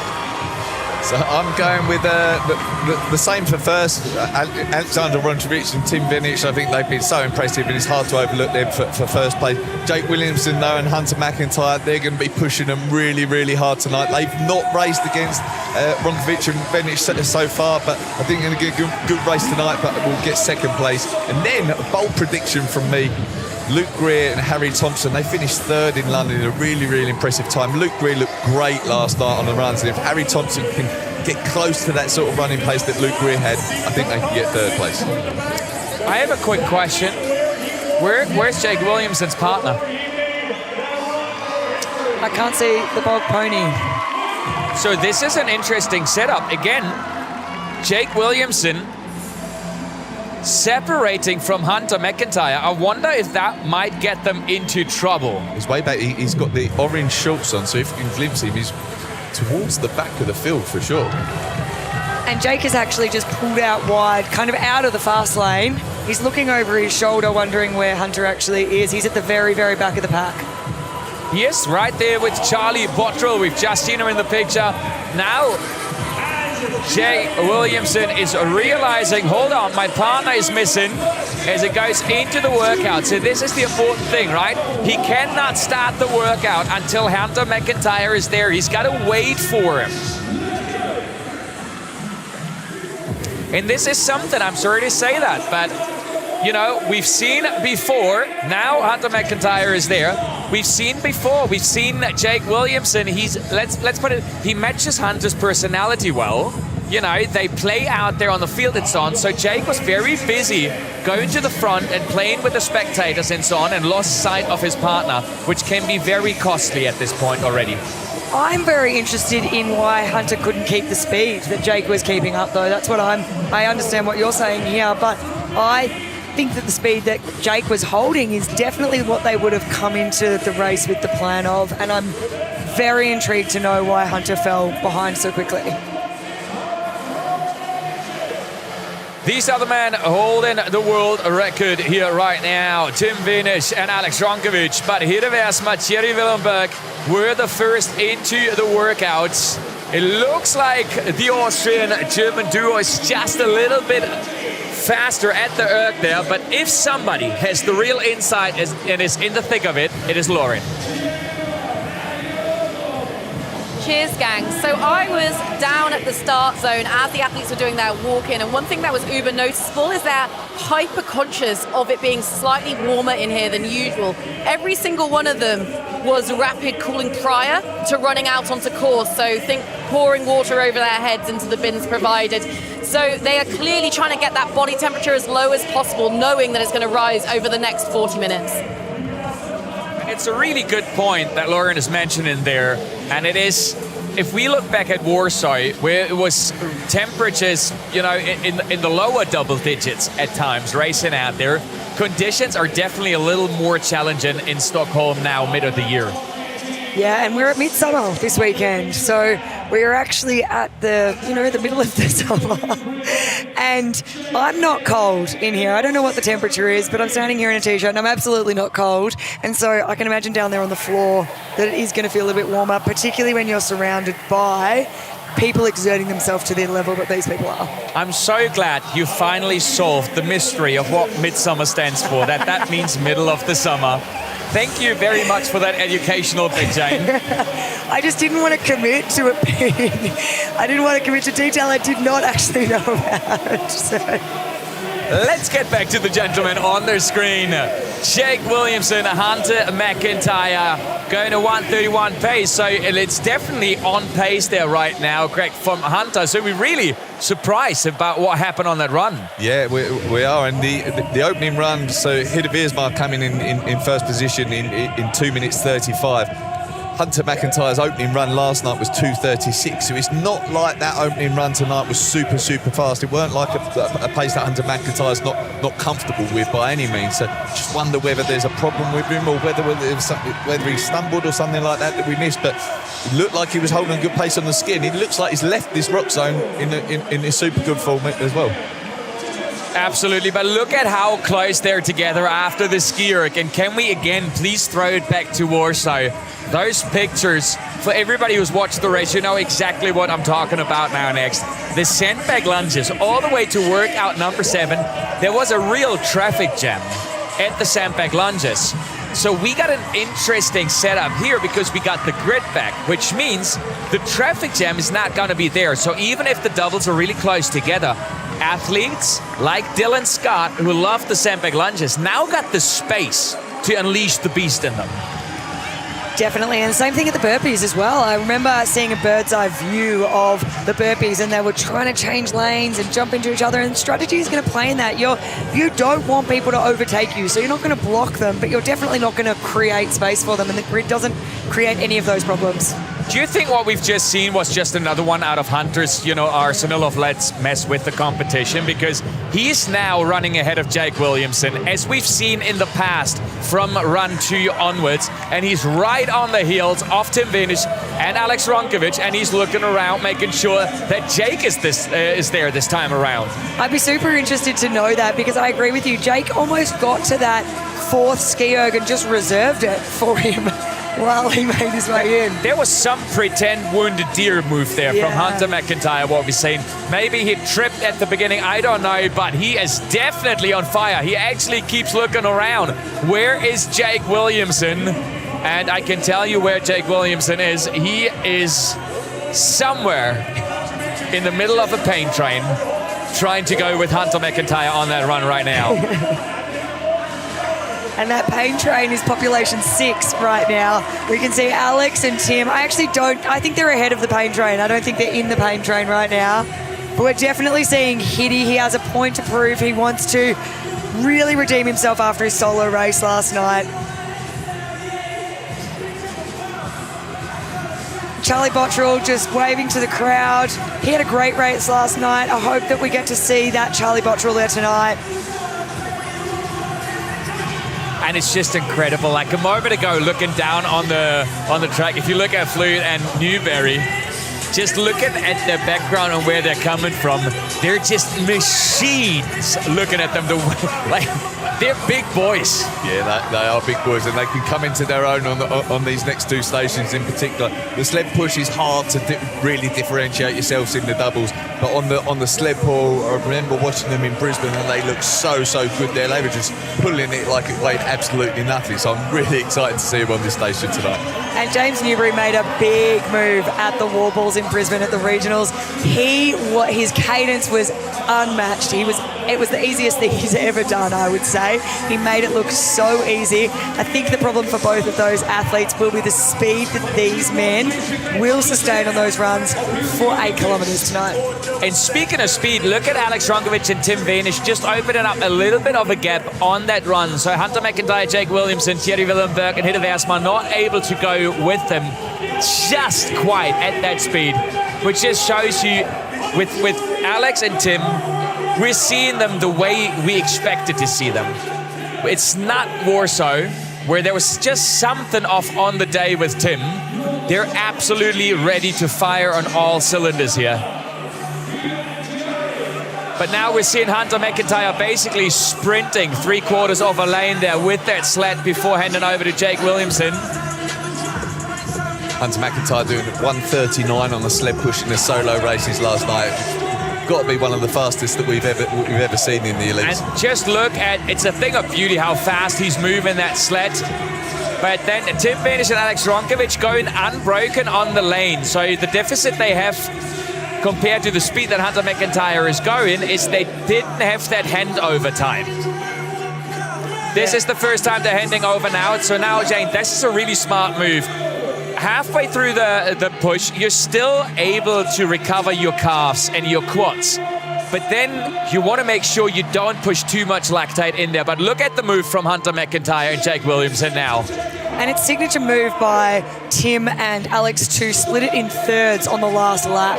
So they definitely do longer, but wow, Hunter and Jake have already left. This absolutely incredible what we've seen there, and that just shows you, you can see the training they've done together. Really, Hunter McIntyre basically forcing his style on Jake Williamson at that sled push, and they look exactly the same, the way they moved, the way they hunched over, went low, the short tippy toes, quick steps. It's so important not to push through too hard. So really, really great moves there from the two of them, and here they are. You said it, the big boys making the moves. I'm looking forward to seeing that time at the sled push from those two. Newbury and Flute in the picture right now, and then of course Hunter McIntyre and Jake Williamson. Yeah, Hunter McIntyre was embodying a bulldozer. But we've spoken about how they look almost identical at the sled push now, so now look closely. We get that replay there of Hunter McIntyre taken over. So he finishes the lane, goes straight in. That is always a tricky moment. You saw how he just very briefly lifted the sled. It is so hard to push or bring all that force and power into forward momentum without lifting it, but then he quickly pushed it back down to keep it even and made the move there. And they had an incredible second workout here at the sled push, Jake Williamson and Hunter McIntyre. Now the big question is, what has that done to their running? What is that going to do to them later on in the race? We saw last night, I think Hunter going unbroken on those lead lengths. Alexander Ronkovic felt he had to go with him. Did that ruin both of their races ultimately in the end last night, or cost them dearly? Has it done so again tonight? Now that's harder to do in the doubles obviously, but they have gone very, very fast there. But another time that stands out to me is Jeremy and Fabian. The Irish-German duo that you see there sitting in third. 4 seconds faster than Ronkovic and Vanish. And if you look at Fabi Eisenlauer, I mean this with the utmost respect, he's an incredible athlete, he's an open world record holder in the doubles and so on, but compared to Hunter McIntyre, he looks a bit like a stick figure, which doesn't make you think he could move the sled that fast, but they can.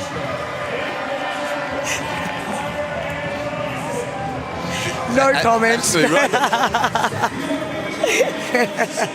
all these guys can move the sled though. It's not purely about size, it's about how you're feeling. Then Fabi's partner Jeremy Coral is a big guy, and he can certainly move it very well, and that is one of his strengths. And the thing that I really love about the sled push, and we saw it from all of the athletes moving it well, including Fabi, is they get really low to the ground.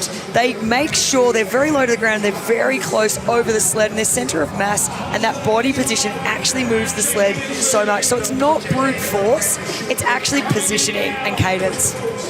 And I really want to know what's going through Jake Williamson's head right now, because we've all seen that race where they were gunning for the world record, right? And after which Jake said, hey, I'm so sorry. I'm the one who cost us the world record, right? So he has that knowledge that they had this real shot at the world record. Do you think it's going to be on his mind, or is that just a thing of the past if they can take the world title today? I mean, if he's human, it's on his mind. He wants retribution right now, and you never want to let down your partner, particularly if it's Hunter McIntyre. And so I think what's going through Jake Williamson's mind right now is, you got to send it. Like, boy, you got to send it. This is your opportunity. Show the world what you can do. It's just out of my just the way what I can fathom in any way that you can deliver a performance like Jake Williamson and then say, I let down my partner. Yeah. Such an incredible athlete, even better in the doubles than the individuals as they're into the workout, but here come the chasers, and everybody is still so close together, and look at Steven Pelkofer and Dylan Scott coming in. We know how they can excel in the second half there, and they're not too far behind. They're in that mix there with Fabi Eisenlauer, Jeremy McConnell, and Hidde Versma, Thierry Willenberg, for example. So right now, there is a couple of doubles trailing, but we might still be in for a jam-packed sandbag lunch round like we've seen in Warsaw. It just shows you how deep the field's gotten over the year, how strong athletes have gotten, how specialized doubles racing has gotten. Yeah, and this is so exciting for the sport because that's exactly what we've seen. It's such seamless transitions now, everything. And Lucy Proctor said in her interview, like, you go into it with a race plan and then you definitely do adjust slightly on the day for the conditions of the race. But what we're seeing, particularly from these top four teams right now, is we're seeing that they've got a plan, they've got a system, they know which way they're entering and exiting the changeovers. They know how far they're actually doing things, so they can actually start to plan out their energy expenditure. Really interesting to see just now there, to see Tim Venus, right? So he does very little stepping, very little leg movement, works a lot with the back and the arms, and they are getting closer there to Hunter McIntyre and Jake Williamson again. So a really strong workout so far, and that's really interesting to see. So look at Tim here. He only uses half the box when he's stepping back and then straight forward. So it's literally almost only that beginning, that half motion of like going upright, 2 steps, and then you go. So there's the little technique tip. Jane, you deliver it. You see it a lot in HYROX racing at the sleds, that people start walking backwards hunched over. Yes, he's getting that hip extension, which means he's using his hips, his big muscle groups, he's pushing the floor away, but he's minimizing the time it takes between each pull. So, but the time between each pull is lost time, the sled doesn't move. But just quickly, look at Tim Venus, and that's his reoccurring topic at all the workouts. Cadence is key for him. It just works so well with who he is. And cadence means it's more aerobic, it's less muscular, and it's more aerobic for somebody like him. It doesn't create as much fatigue for somebody like him who has such a big aerobic base. Here they go out of the workout. Hidde Versma, Thierry Willenberg making their move as well, going past Hunter McIntyre and Jake Williamson. And then behind, sneakily moving up, Louis Osler, Martin Eijnhoven. We're seeing Steven Pelkofer, Dylan Scott just ahead of Fabian Eisenlauer and Jeremy McConnell coming through. Charlie Bottrill and Ollie Russell in between the two of them, sandwiched in. And here we go. James Kelly, Jake did, and they will also start making their moves now towards that second half of the race. Look at how close everything is together at the moment. And let's take a closer look here at Louis Osler. He was second in the individuals world championship yesterday. Such a powerful athlete, constantly flying under the radar, and we're gonna change that. That's gonna be our mission. He is a sneaky one, a quiet one, but those times are over. He was a sneaky one, he was a quiet one until he finished second at the World Championships last night, and now I don't think he's flying under the radar anymore. He did that with a 15-second penalty last night. We saw him on the sled pull there. That is absolutely one of his strengths. And yeah, I think we'll be talking about him for a long time to come now. And another thing we can't forget, a look ahead at the next season, right? So doubles will be nations. You have to be from the same nation. So many of the doubles we're seeing here right now a lot of them have tried to adjust already, right? But Nikic and Bernier, for example, or Rich Ryan and Pelayo, we won't see them again. We won't see Kelly and Dearden. You know, Eisenlauer, McConnell, and so all those doubles have their last shot, and each and every one of them just want to go out with a bang. So you can see the sled pull times out there. So there's 62 seconds separating first and 15th on leaving the sled pull. Now, just to highlight, Dylan Scott left the sled pull 67 seconds behind last night and ultimately won the race. Yeah, red card, Botterill and Russell touching front line. Oh, and the first penalty of the day coming in the men's race here after the sled pull. So you heard it from Matt Locke down from the floor. Russell and Botterill touching the front line red cards. And while we were talking about it, interesting to see, so while Tim Venus and Alex Ronkovic are still really, really close together, you can see Hunter McIntyre and Jake Williamson just breaking apart a little bit behind them. So Jake, right now, not able to go with the pace on the run of Hunter McIntyre. And this is an interesting one. We just saw the net time that we had from Charlie. There we go, 2:21. They made up 5 positions, but the 15 seconds are probably gonna set them 10 positions back. Yeah, they were definitely moving that sled very, very fast, and it's such a shame to see that 15-second penalty, because that would have been a great move that they made there. Yeah, absolutely. 2:21 from them on that station was a very impressive performance, as it was from Hiddevius, Martieri, Willenberg, Alex Ronkovic, Tim Benich. They all moved through it really, really well, but that 15 seconds could be very, very costly in a race that's this close. And look at the pace they're going, not even Nikic and Bernier behind, who are incredible runners, can follow. And the communication between Tim Venus and Alex Ronkovic, you don't want to make a mistake, you want to make sure you run in at the right time. Here go your leaders, Tim Venus and Alex Ronkovic into the burpees. And the priority here is penalty-free. You would prefer to move slightly slower here and leave without a 15-second penalty. We saw a penalty given out to Hunter in the solo last night here at this station, so he's definitely going to be making sure of every single rep here. Dylan Scott and Stephen Pelka for separating themselves a little bit, and fourth from the chasers coming from behind here, so they're opening a little bit of a gap in their bid for a podium spot. They said they do believe second place is possible, and knowing about the strength in the later stage, that second position is definitely possible. But this is one of the stations where I'm just going to hold my breath and hope we're going to keep it clean down there on the floor. No touching the lines, parallel push-off, no, overreaching like we've seen from Hunter yesterday. But so far from what we've seen and heard, it's looking real clean. And I love seeing them jump. Nearly all of the athletes are doing the 2-foot jump in, which is definitely going to make it a lot easier for them to keep the reps clean. Yeah, just not done Tim Venus. He, again, does whatever he wants. Yeah. Look at it. Here we go. Step up, jump. But again, this is something, Jane, you mentioned yesterday, and it's so important here as well. Of course, there's a certain risk to going this way, but they have done this thousands and thousands of times to make this a precise movement. Yeah, and I think that his neural pathway, Tim, just then, like in his brain, potentially he's even thinking about jumping, and his brain is just so conditioned. He's raced so many solo races. It is so funny you mentioned the brain. We had the most curious situation with James Kelly in Berlin at the race, right? So we've had that situation now in the lead 15 at the wall balls. The target needs to turn green so they can go, correct? Mm-hmm. But in Berlin at the normal race, we didn't have that. So James Kelly didn't leave the wall balls in the pro category because the screen obviously didn't turn green. That's how programmed these athletes are. But let's hear from Lauren what's happening down there on the floor. We literally just saw it, but Hunter McIntyre is opting for the jump method. I don't know if you can cast your mind back to yesterday, but that was not the style of burpees he was doing. Obviously the fast pace of doubles and the desire to catch up with Tim and Ronco played in part to his approach on this station.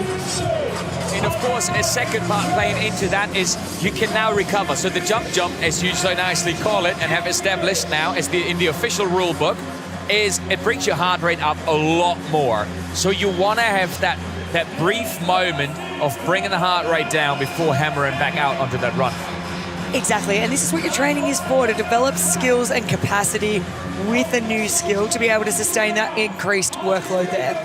We have gone through half of the race and we have a mere 45 seconds, 47 seconds now between first and seventh, and here come the chasers already. Everybody's so incredibly close together, and here we go. So this is the jump from Hunter, yellow cards.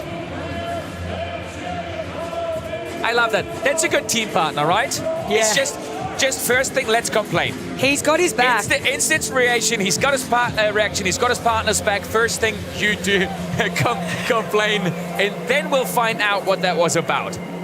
That's what makes a good doubles partner here. Another over, and off they go. Scott and Pelpica, red card, staggered feet. Oh, and we're seeing the penalty for Dylan Scott and Stephen Pelka for putting a 15-second dent into their podium bid.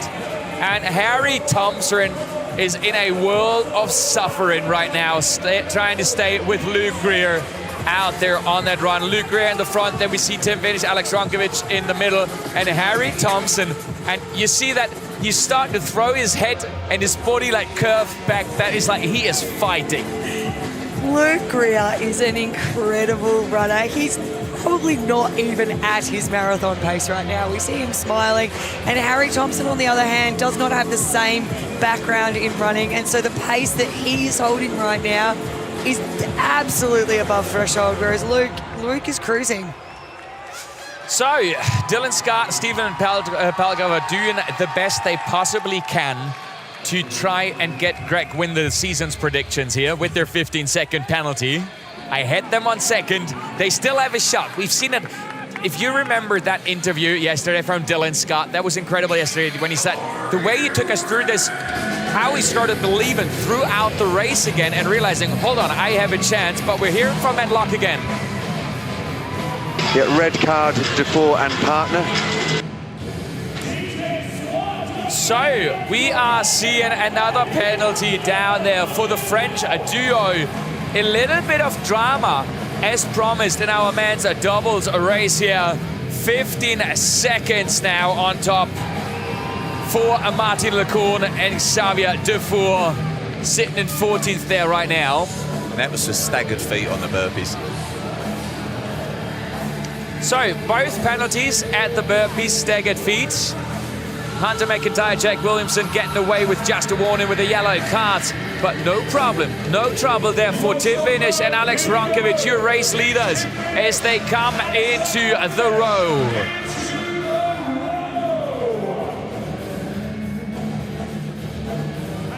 And the attack on the rowing machine in a doubles race is so interesting to watch. We've seen Tim just jump in there, not strap in.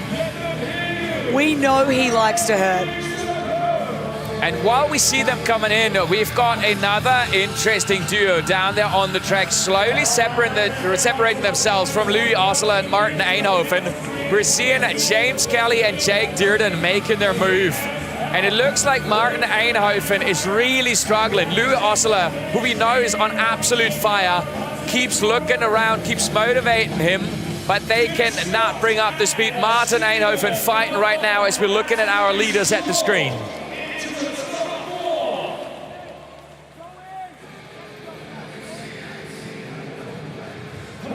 And it's great to see Rich Ryan and Playa Menendez coming into the row in 5th place. We know they held their world record for 2 years before it was broken. And so it's great to see them in the mix here. I do think that this is where they're going to have to make their move if they want to be on that podium as well. Absolutely, because I mean, if you look at Thierry Willenberg and Hidde Versma there, Hidde Versma who held the individuals world record in January for a couple of days, couple of weeks. And then Thierry Willenberg, who is just such an incredible doubles partner. It is such a strong dynamic duo that we're seeing there, and looking at the nations flag, I would assume continue seeing into the seasons to come here from the two-man or the two-man from the Netherlands. Just draw your attention to Rich Ryan and Playa Menendez there. They've come into the row in 5th place. We've not really talked about them tonight. They left the sled pull in 10th. but they've managed to claw back time, particularly on the burpees and on the subsequent runs, bring themselves into 5th position. They're the former world record holders. They held that record for a long time until it was broken this season. They're looking in good shape at the moment, so just keep an eye on them for a podium spot. I think the question really for an athlete like Pelayo is like, with that long injury that he had and the running really being his strength beforehand, is like, is he fully back to the level where he was before or not? Or is that 1% missing that you cannot miss anymore? If you look back down the years, 2 years, 3 years ago, it was okay to miss 1%, maybe 2, and you could still win a race. Those times are over. Yeah, you're right. He has won some solo pro events in the past season. Though I think he was in Buenos Aires just last weekend and he took the win there. So he is looking in reasonably good form. Well, he would be sitting there with his partner Rich Ryan right now in 5th if he wasn't in reasonable form, I would say. Definitely in a fantastic form like everybody else who made it to this World Championship here. And the clock has just ticked over 30 minutes, which puts us on target for a sub 50 minute, at least for those top 3 teams. I know Kirk is like, let me do the maths before you throw anything out there.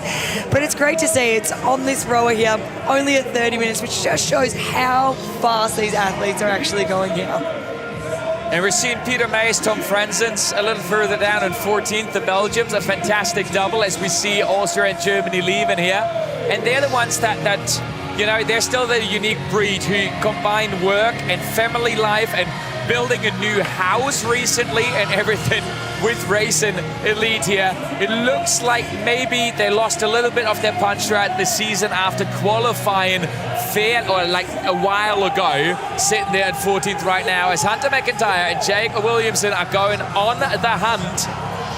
And the Hunter seems to take a second there to catch his breath.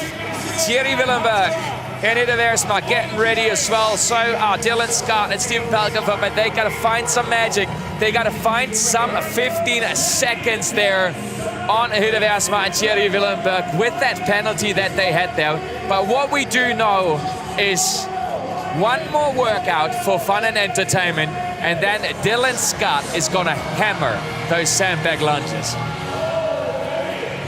Yeah, we can be absolutely sure of that. I think there's going to be some games played in the Farmers Carry because there's so many teams in that middle range there. I think people are definitely going to have to cross over that white line. We haven't seen many of the athletes do that yet this week, and I think they're a little bit scared, even though it's in the rule book that they can do it. We're not seeing many overtakes.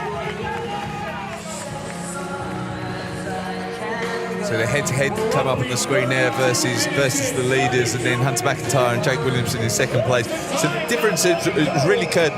We saw it on the sled push. Jake Williamson and Hunter McIntyre gained the lead on the sled push, but then Tim Menich and Alexander Rodrovic have chipped away at it ever since. On the sled pull in particular, that next station, they clawed back 8 seconds, and then those next 2 runs, they've clawed back 5 seconds and then 7 seconds there on those runs. So yeah, very, very close between them so far, but yeah, that sled push and the sled pull told the story.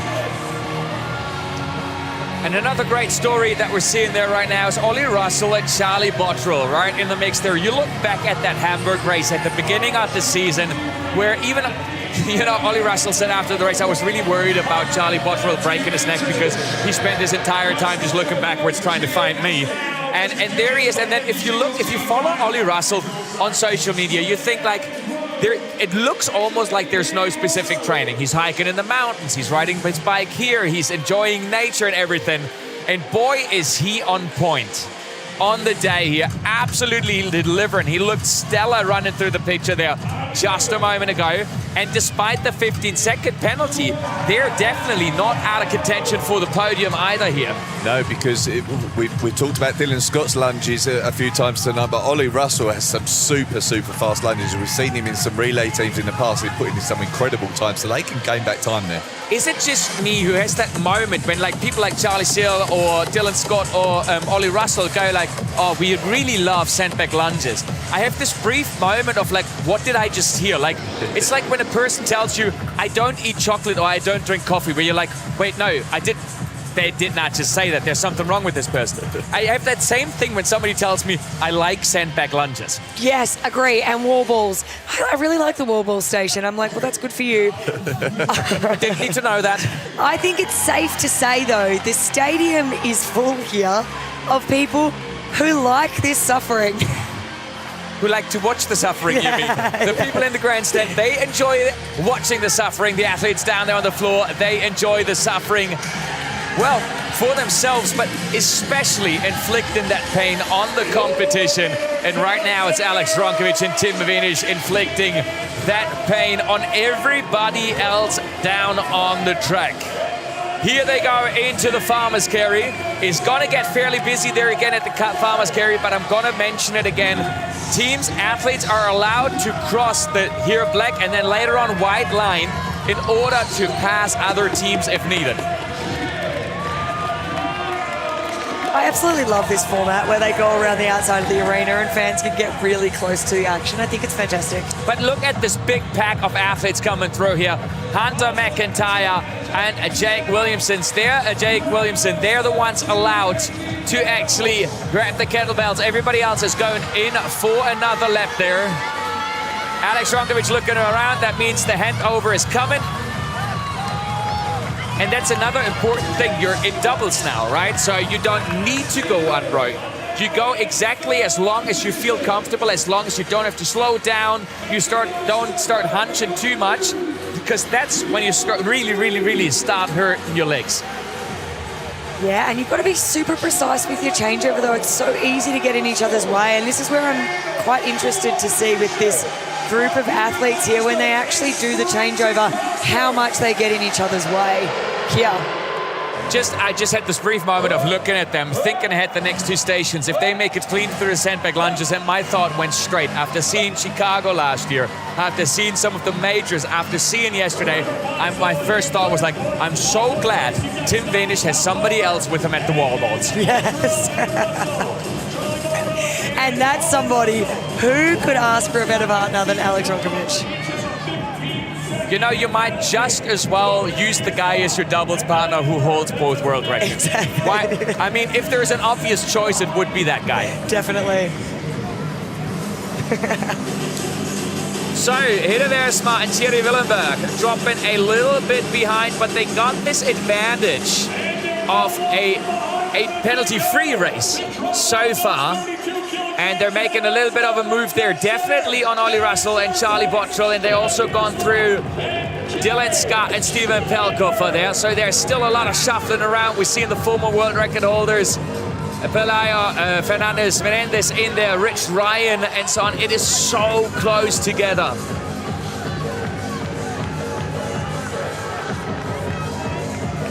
Obviously, the athletes with Tim Vinish and Alex Ronkovic right now, they are a lap behind. And look at Tim Vinish, how comfortable he is, right? There were people talking about, did he peak too early when they saw him in Warsaw? It's like, oh my God, did he overdo it? Let the man have an off day. Just one.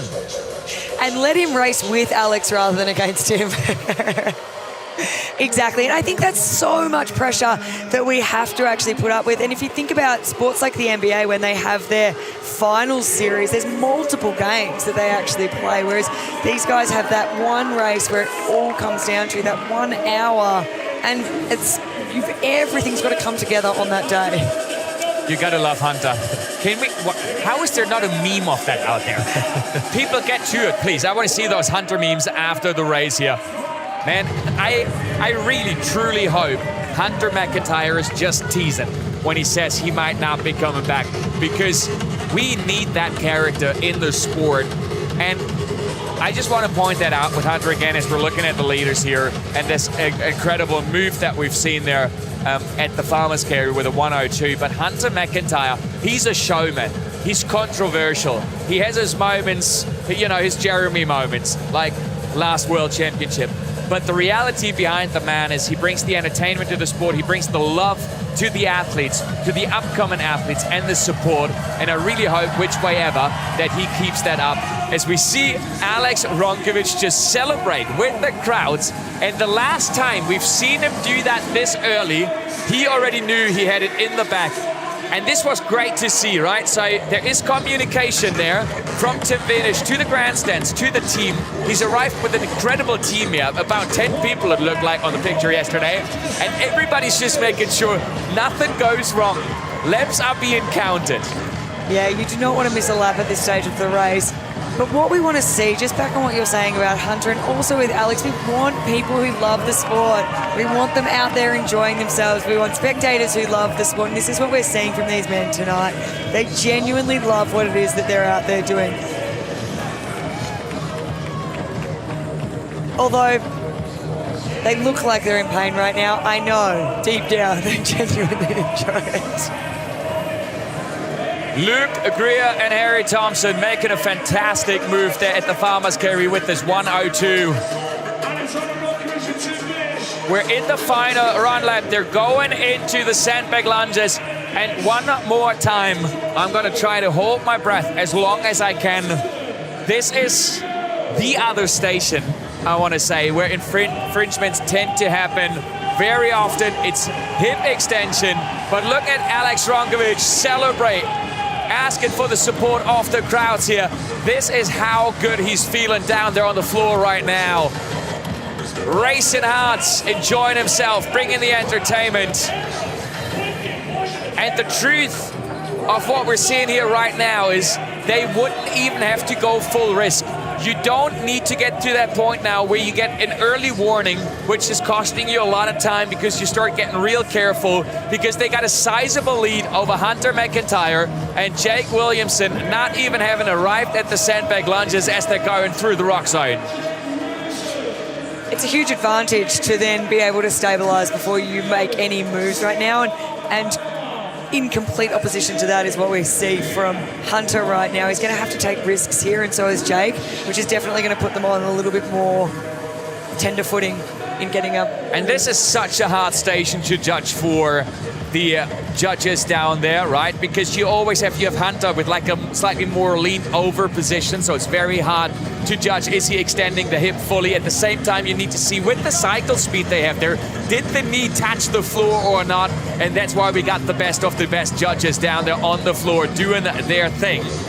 And the other great thing is, probably not everybody's aware of that yet, the teams and also the individuals, they get to meet their judges if they want to. They can choose before the race, they can show them how they execute the stations and get a thumbs up or no of like, yep, this will work. Yeah, and I think that can be important, like you said, especially for a movement like this, where it can be very, very close to being a no rep, for not getting the extension needed. So if you just verify that with your judge, make sure they're happy for it for the race, it takes out a lot of questioning, I think. So far, I have not seen a cart, I have not seen a hand go up as we're flying through those sandbag lunges. This is pushing to the limit right now. Hunter McIntyre not even willing to hand over. He is a man on the mission right now. And yes, of course, he's also aware that Jake was struggling just a little bit on the last couple of runs there. So Jake really, look at that. Jake really ready to take the back, and Hunter is like, nope, not happening. Not happening. You save your legs for the running. Here I go. You've got to be super mindful. Jake is obviously conscious of the fact that he probably doesn't want to finish the lunges. Did you just see that? Did you just see that hand move? That was fantastic to see. Alex Ronkovic, just to be safe, pointing out to Tim Vinish, go down straight the lane, making sure nobody in the heat of the race is cutting the lane. We've seen the penalties for that. We've seen the disqualifications for that this year already. And so there was this quick hand movement. Go straight. Yeah, it's great to see. I absolutely love that. And Lucy Proctor said it. She said once you make those mistakes or you become aware of mistakes like that, you don't want to make them. Absolutely not. Quick communication there with the judges. Another great thing when you're pushing so hard is race brain, right?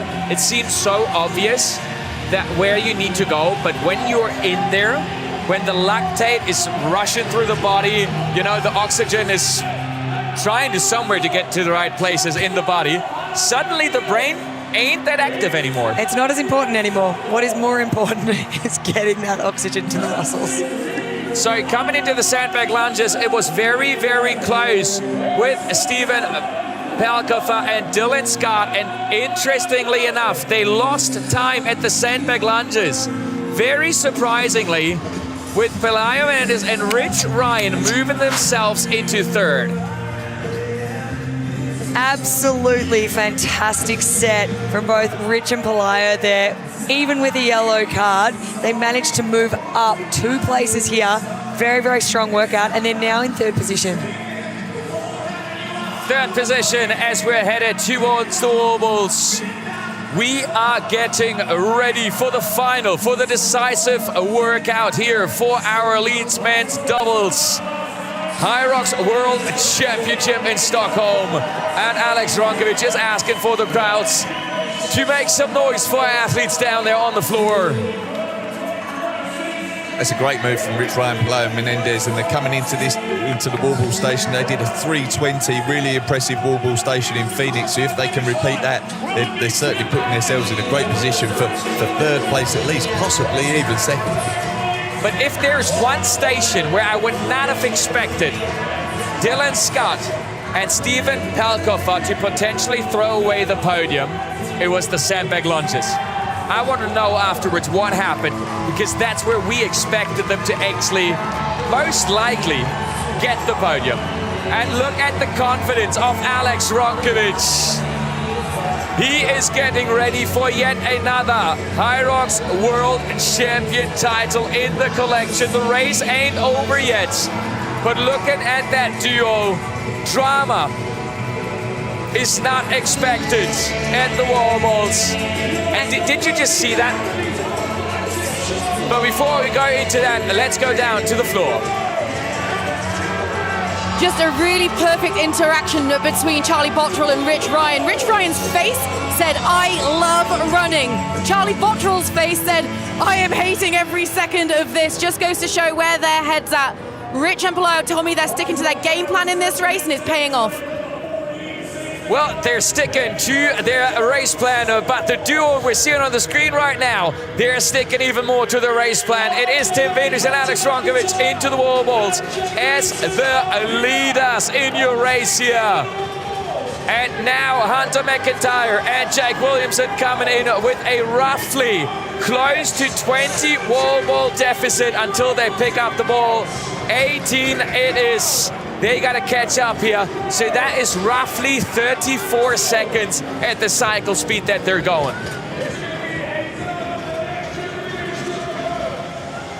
And look at Charlie Bottrell and Ollie Russell so close to Rich Ryan and Pelayo Fernando Menendez. And Luke Greer has already started as well. It looks like we've got 7 teams already at wall balls now. I don't expect any drama for the front, but from behind, this is absolutely hectic. This is absolutely wild what we're seeing here right now. Charlie Bottrell and Ollie Russell as well, up to 21 reps already. They've had 2 no reps, but they are closing the gap on second place now. I know they've got the 15-second penalty, but their cadence at the moment must be super fast to have clawed back that time already. And we want to keep an eye on Luke Greer and Harry Thompson there, because they have not got a penalty right now, and they are very, very close behind. After last night, I'm looking at all 7 teams intently right now. I'm not going to blink. I'm not going to take my eyes off any of these teams right now. The one thing we can already solve the riddle here is that over the season, the one and only Greg Williams will take the prediction win thanks to the doubles, where I absolutely failed to deliver compared to the athletes down there on the floor. With Alex Ronkovic and Tim Venus only 30 wall balls away from becoming a doubles world champions. We're seeing Kitty Wiersma and Terry Willenberg. Great set here on the wall balls as well. They've overtaken Luke Greer and Harry Thompson. It's just a little too late there. Yeah, but it puts them in, potentially 4th position because of the 15. What really amazes me right now, that there would be a real scenario in which without the penalty, Hunter McIntyre and Jake Williamson might not even end up on the podium. It is so close between them, Pelayo, Rich, and then Charlie Bottrell and Ollie Russell. This is absolutely incredible. We're going into the final 5 reps for Tim Venish and Alex Ronkovic, and we're getting ready to celebrate with the multiple world champions, Alex Ronkovic and Tim Venish, taking victory at the PUMA HYROX World Championship 2026 in the men's 15 Elite doubles race. Here is the title that Tim Venish so desperately wanted it. After failing to defend it yesterday in the individuals, he takes the title here today. But look at that duel between Jake Williamson, Hunter McIntyre, Rich Ryan, and Pelayo. It looks like if Jake Williamson keeps it clean, it might be them. By a half a rep and a solid sprint. Here they go, absolutely risking it, Jake Williamson. You cannot tell me that he waited for that green screen. And it is bronze at the 3rd place for the former world record holders. And what a gutsy and fantastic race from Charlie Bottrell and Ollie Russell, coming in 4th with this penalty, but proving how incredibly strong they are. And look at how happy they look. And I believe that's 4 teams under 50 minutes. I did say 5, but 4 is pretty good. It's close enough. Close enough. We'll absolutely take this. Luke Greer and Harry Thompson getting ready to celebrate as well. Then it's going to be hit of Asma, Thierry Villeneuve. But it's going to be Dylan Scott and Steven Pelkoffer sitting out their penalty and crossing the line.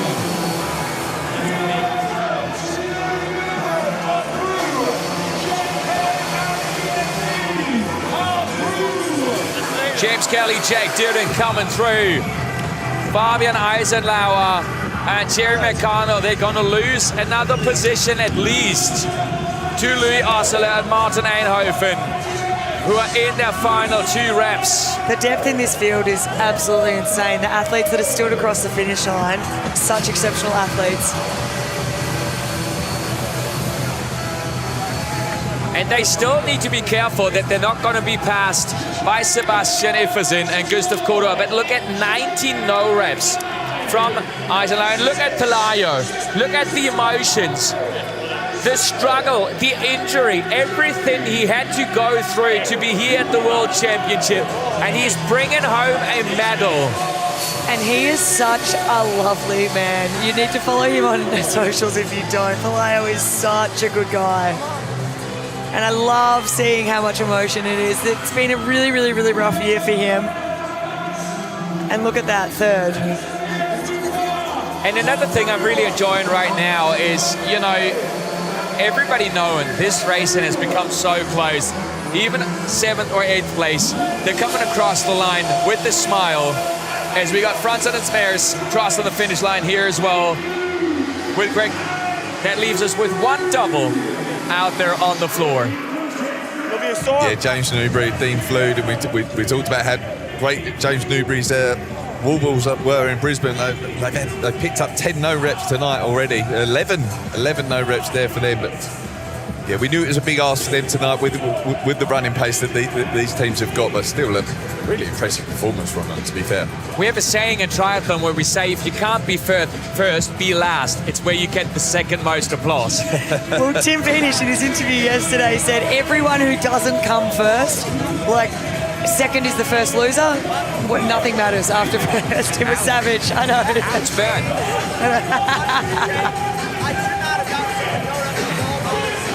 Let's hear it from our world champions with Lauren. Tim, Alex, you have won every single race you have entered together. Now you're world champions.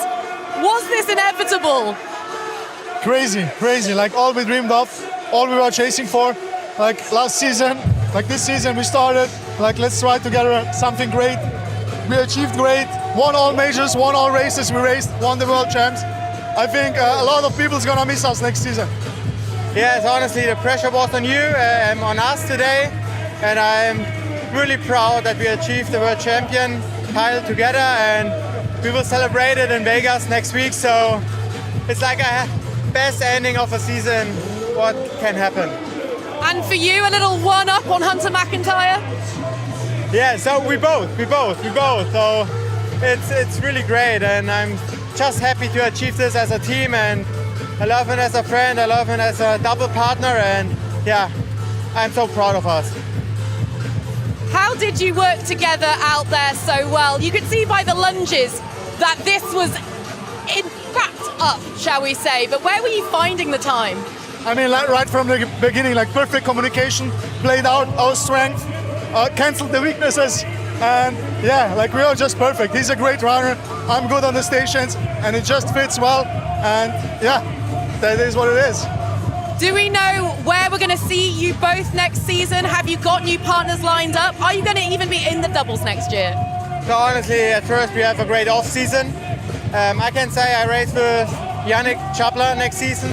I'm really happy to race with him again.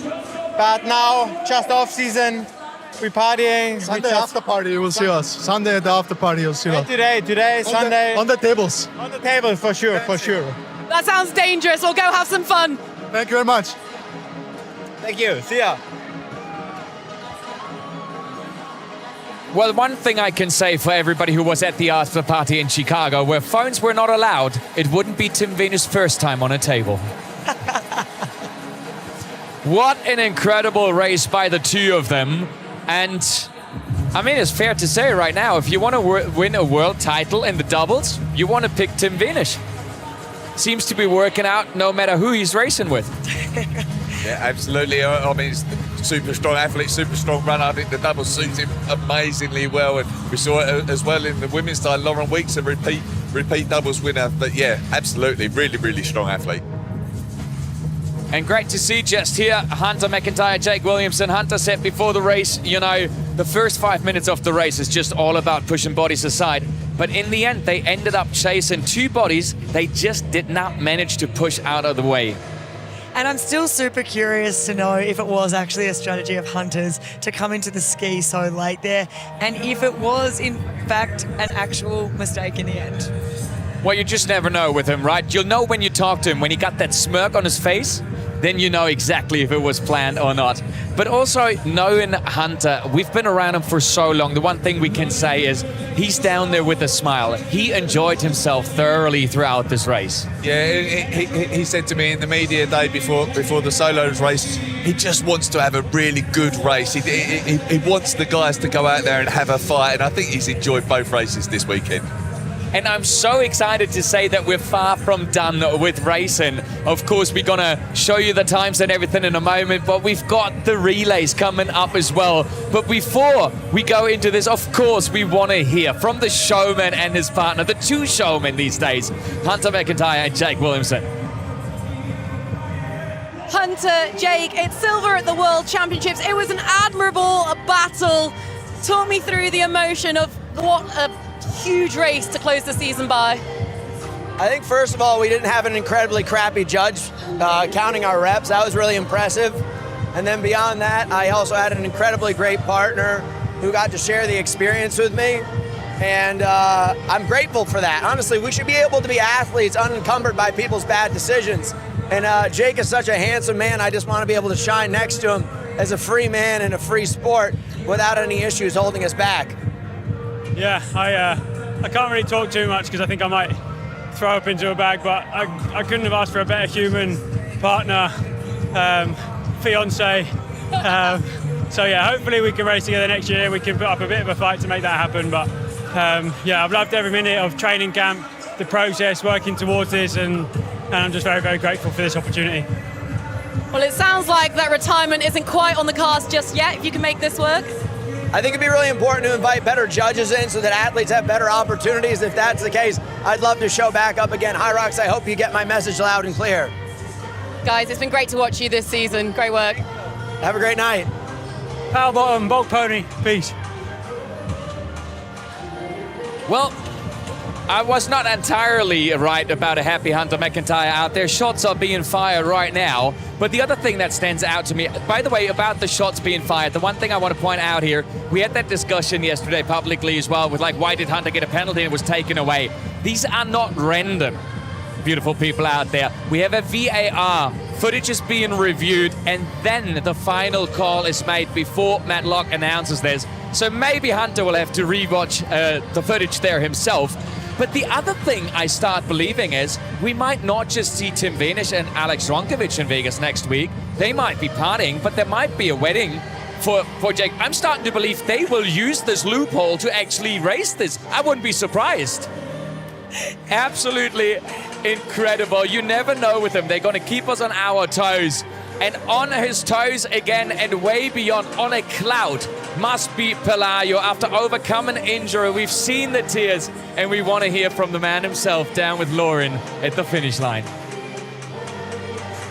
Rich, Pelayo, off the back of last year where Pelayo, you had to withdraw after the first couple of laps of the race to then come into this year as a partnership and then come onto the podium. I mean, this must be a special moment for you both. To me, I think it's the most special moment of my life in the sport, my sport career.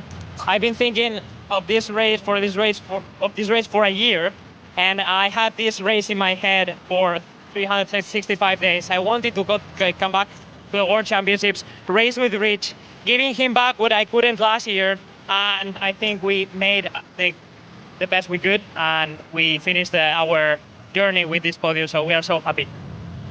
You have finished a journey. How much has this journey meant to you? It's one thing if we come in here and the first couple of times we raced together, it was almost like it was easy. It was like, it went just so well, it was like natural. This last year was filled with adversity, and for us to come in and do it under circumstances that are really challenging just makes it that much more special. So like, for this whole past year, it was very uncertain. Even like today, it was kind of uncertain how we were gonna show up on the course. Like it wasn't going exactly how we thought it was going to go. So from top to bottom for this past year has been filled with adversity. So to be able to come out on the podium is just incredible. Well, you guys, you're both amazing. Congratulations. And I hope you can enjoy the last moments together. Sure. Big hug on camera. Yeah, thank you.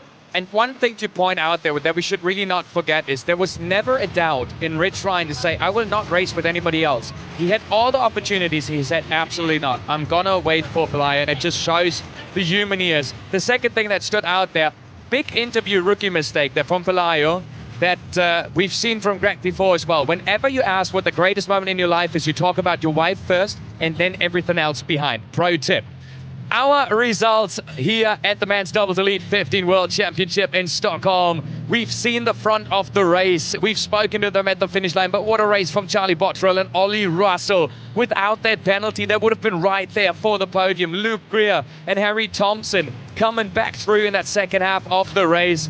And all the way down, Cordua and Ifferson. We will see so much more of them in the future. One of those duos made for the coming years here.